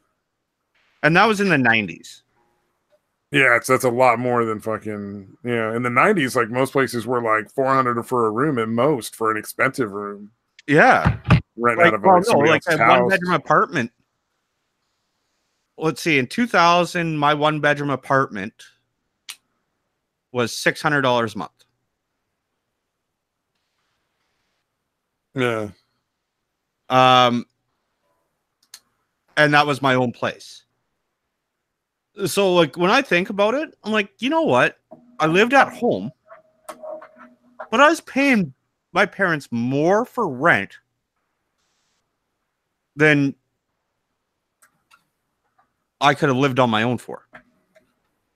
My parents did something right. Yeah. Well, did they pay for your food and shit? Well, I always ate out. Oh, okay. You have to think, I lived in Nisku, which at the time was North America's largest industrial park. So I think at the time our minimum wage was like $3.75 or $4 an hour back then. Yeah. And I was sitting at 15. Damn, dude. So it was kind of one of those things of, for me to eat out every meal, it didn't actually mean fuck all to me. I miss those days. That's where the vehicles thing came into play too. Is I ended up buying a new vehicle every 2 weeks, just a beater, like a new $500 beater every 2 weeks. Oh, interesting. Sometimes every week. I had another buddy that did the exact same thing, and we went to the same insurance agent. She ended up getting us fired because she gave us dealer pink cards. She's like, I am sick of changing your fucking policy every week. Here is a pink card that says any vehicle that you own. Well, that's the way to go, man. Yeah, like 2 weeks later, she got fired. But me and Buddy still had that same pink card for the next year. When I fucking when I bought my most recent car, the guy had registered himself as an automotive dealer, even though he was just like, selling his own car, because like the taxes were substantially lower. So it was a great deal all around. Like I didn't pay anywhere near the amount of like transfer fees. It was really quite nice. You guys get taxed on used cars down there? Like, yeah, if you buy a used car, you still have to pay like an extra fee for like the registration and the fucking transfer of the title and shit. Yeah, and you have to pay, at least here in Texas, you have to pay a tax based off of what you pay for it. Same in California.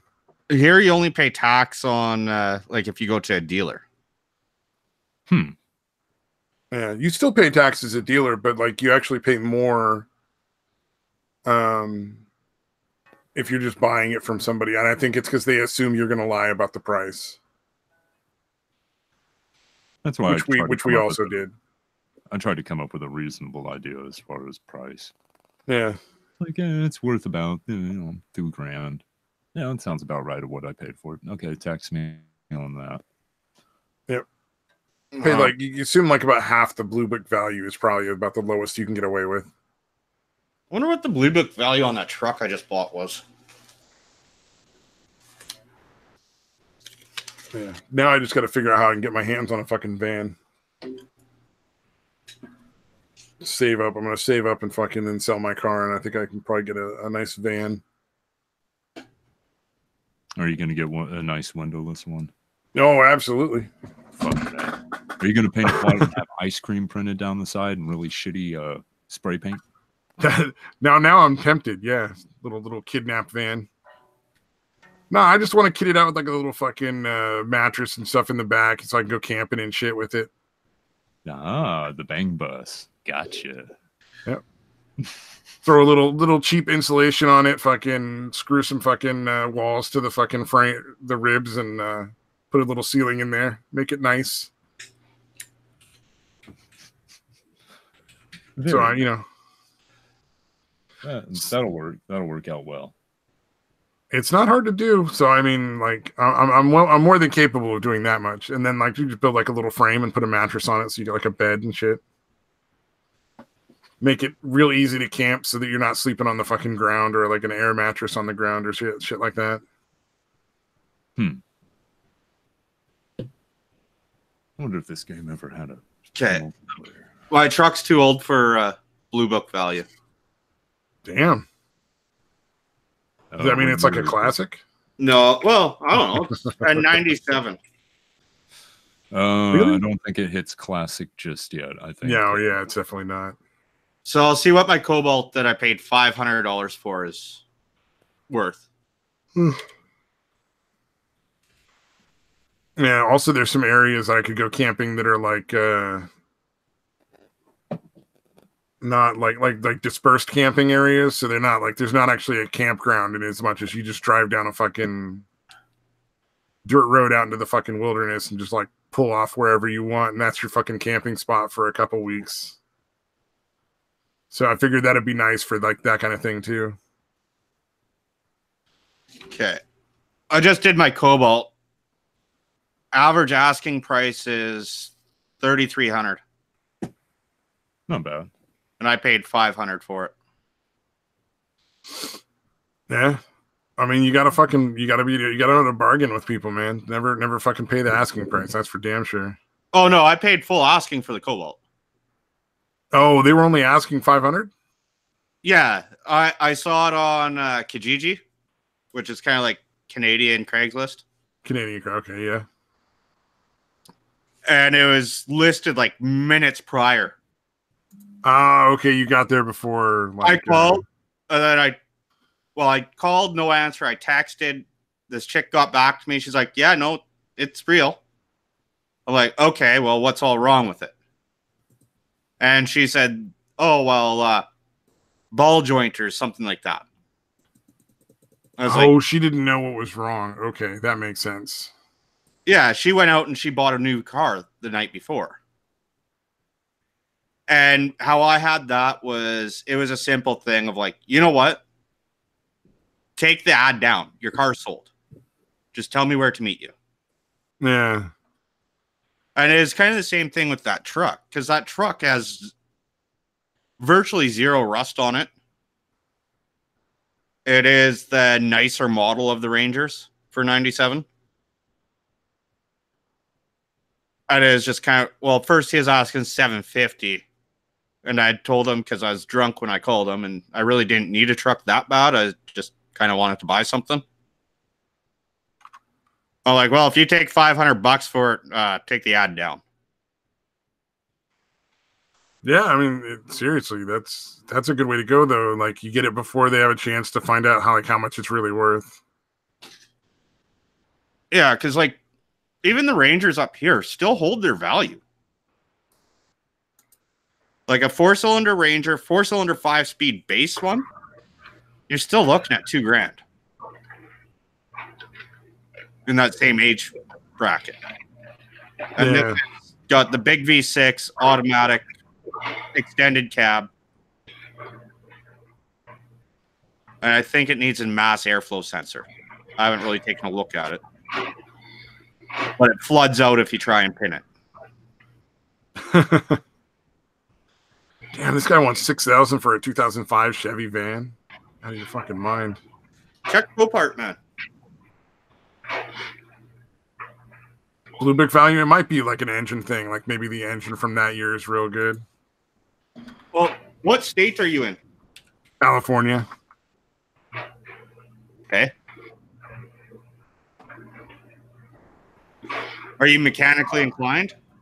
Am I mechanically inclined? Yes, I can do damn near anything on a car if I need to. Oh, I can't check Blue Book. They want me to unblock it. They can fuck themselves. Okay. Yeah. Central Eastern. I'm not turning off my ad blocker for Kelly Blue Book. They can suck my dick. Okay, right here.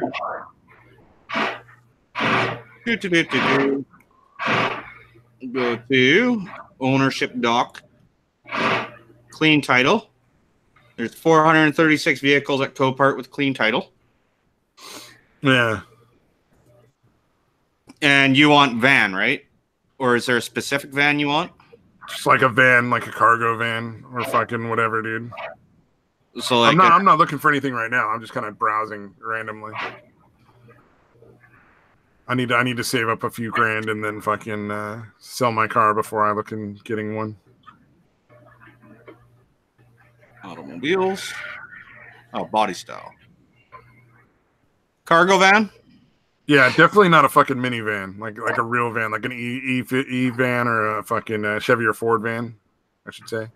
Okay, right here I'm looking at like these are just current bids right now. 2003 Ford Econoline clean title in Vega for $700. Damn, what site is that? It's an auction. Oh, an auction. Okay. They do primarily like wrecked vehicles. Yeah. But here's the funny thing is if you piss off, like say you finance a car and you piss off your leasing company after repo. Yeah. They'll send it to Copart just to fuck you over. Okay, that makes sense. Like, you know, where say you have a brand new car, you end up getting it repoed. They normally send it to a dealer or a public auction, which asks just a little bit under market value. If you piss them off, they send your vehicle to like these auctions that are primarily for wrecked cars. Yeah, and then you have a harder time if you want to try to get it back, I would imagine. Well, no, because you're still liable for the difference between what was owed on it and what. Oh, so that they can sell it super cheap and you still have to fucking spend money. Oh, damn. And you still never get your vehicle back. Yeah, fuck that. But like right here, it's a 99 in Antelope, California. What the hell that is? Nah, that's up in neither do I. I'm pretty sure it's up in the mountains on I-8. Yeah, probably. Current Sounds one of sounds those familiar, jobs. dude. I'm pretty sure I've passed that place on the way to San Diego plenty of Nice. times. Okay, well, current bid's $200 US. God damn, dude. Thanks for the tip. When I fucking look for a van and like legit look for a van, I'll fucking check those auction sites out. Holy crap. Yeah, they got one. I wish I had the money or the credit to get. It's going to be in the next auction. Here, it's a 2018 GMC half ton. Here, Yeah. I'll just go and find it. And Oh, that's not that far from me. Well, it is far from me, but as far as California goes, it's not that far. A couple hours. Oh, shit, no, that's up north. What the hell? Yeah, it's over by Sacramento. Yeah, I looked it up. Yeah, 3-4 hours drive at most. I could be down there. Is that all? Yep. Well, in California, 3-4 hours is not that far away compared to like the rest of the state. okay. Oh, I don't see it now. Oh, there it is. Here, and I'll just screen share this. I'll go into the ad. Like, granted, right now the bid is still low because the auction hasn't started. Yeah. Well, I'm guessing it's going to go for around 10 to 12 grand. Just from watching these other auctions. Right here. It's a vandalism truck. Oh, it just got like marked up or something? Oh yeah, like here, view all photos. Oh, I it got looked it. like somebody like knocked around the fender a little bit. Or hail damage or something. Well, no, somebody went across it with a baseball bat and a can of spray paint. Oh, yeah, but that's not that hard to get dealt with. Like all it is body panels, and then on the inside, it's got fucking like vandalism Sharpie right here on the roof. Oh, that Okay, truck now is you're talking clearly serious gang money. affiliated. Yeah, I bet Yeah, you find it was- a fucking shitload of coke in the door panels, dude. That's a great buy. Well, no, it's a theft theft recovery. Yeah, you make a lot of money off the cocaine in the doors. You could probably afford to fix the car, dude. Yeah. But like here, All baseball bat dents out. Yeah, just doing like the fucking interior work and getting like the fucking stuff for that might actually make that not worth it. well, no, I'd just fucking leave it until I found a good fucking roof to put in. Yeah. But like right now, the bid's sitting at $3,700. For That's what year is that? 2018. 2018? Then that's not bad. Yeah. It'll end up going for probably between 10 to 14,000. I don't think I'd pay that much, but yeah. But overall, it's if you owned a shop or something, it'd be definitely worth it because you could fucking pound out those dents real easy and fuck pounding them out. Just go get new fenders and wrap the damn thing. But it's a $60,000 truck. Yeah. So, you know, I'm wondering if the turnover, like, because I don't know if you're buying it for yourself, that's a lot. But if the turnover, even to flip it, say it goes for 15, and you put another 15,000 into it, 30,000, and you have what right now would go for about 55K. Yeah. There's definite money into it. And I've been sitting here watching these auctions live, right? Yeah. Some vehicles go for fucking extreme amount. See, what I would look for is the ones that need like mechanical work, just because that's my wheelhouse. Like, if it needs like a new transmission or something, I can put a new transmission in it. Yeah, same here. Or something that like the average person doesn't want to fucking pay for. Something like this I'd do, where it's just kind of bumper. Yeah. Yeah, I could probably replace the bumper on a car. That's not that bad. Well, actually, that one's a little bit more than what I'd want to get my. Yeah, then you look at the other side and you're like, well, I think that needs more than a bumper. No, but there is some I'll be looking at primarily. Here, let's see if I can find damage. Damage down here.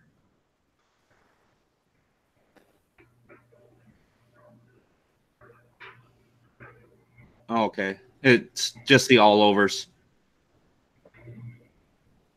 Okay, there's one for mechanical, minor dents, and all over. Well, a lot of dents you can get out with like a fucking hairdryer on some of the newer body styles, or the materials they use for the newer bodies. Yeah, like this one here, I think will end up going cheap. And it's you know what? You don't have enough tabs open, man. Yeah, I know. Well, actually, I got other tabs open too because remember multiple screens. Oh yeah. I got to check out for a little bit, guys. I got to handle something real quick. All right, no worries. So if I can, I will rejoin. If not, I will. We might be coming to a close here in a minute or two, I think. So I was gonna say it's been almost 3 hours. Yeah, it's about time to call it almost here. But thank you for coming on, man. You're always welcome for sure. Nice talking to you again. Yeah, definitely. And I will see you guys around some other time.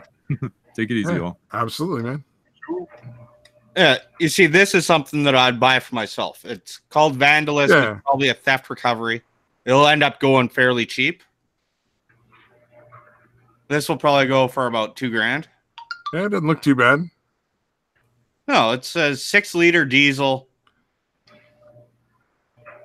We're absolute worst case scenario. Fucking pull the engine out and sell the engine for the same price that you paid for it. Yeah, I see what you're saying. Yeah, for sure. But Like, like, pull the engine out, you can probably sell the rest of it to a scrapyard for a couple honey. yeah, I saw a few vehicles go for $300 less at than $100 on the last auction. Yeah. And even at that, $100. Well, vans right now are in high demand. There's a lot of people that want to buy vans, so it's going to be more expensive than it should be, no matter how I play it. So, but I'll check out those auction sites. That's not a bad way to look. Well, it doesn't It, like, you know, it doesn't a little even mechanic work. Copart. Go to all the towns around there, wherever you live. Yeah. Or not towns, but cities. They sell off impounded vehicles. Yeah, oh yeah, exactly. Like, or government auctions. Here, I can tell you, because we did the Olympics, our government was retarded and just bought like 600 vehicles. They sold a Suburban for $30,000 less than list with 750 kilometers on it. Nice. Because it had a couple holes, because they outfitted it for police. You know what? $30,000 off of a SLT Suburban. Yeah. I'll do that all day long if I had. Ford Escapes, they got some no holes, nothing. They were just kind of escort vehicles and shuttling around. Yeah. Less than 10,000 kilometers. So like 7,000 miles on them. 20 grand. Canadian. Not bad. So for you, you'd be looking at like $15,000 American. Yeah, that's not bad at all. For a current model year Ford Escape. Yeah. I'm not super. I mean, I'll figure it out. Well, no, I'm just giving you examples. But your city's going to sell off their vehicles. Oh yeah. And they're going to sell off whatever's brought in by impound lots, like parking tickets. You get your car towed. Oh, if I was going to look for like that kind of stuff, like impound auctions, I'd go to like San Francisco or like, you know, some of the cities in that area, like Oakland. I think I'll tell you, they could probably have a lot more selection than just like my little tiny fucking podunk town.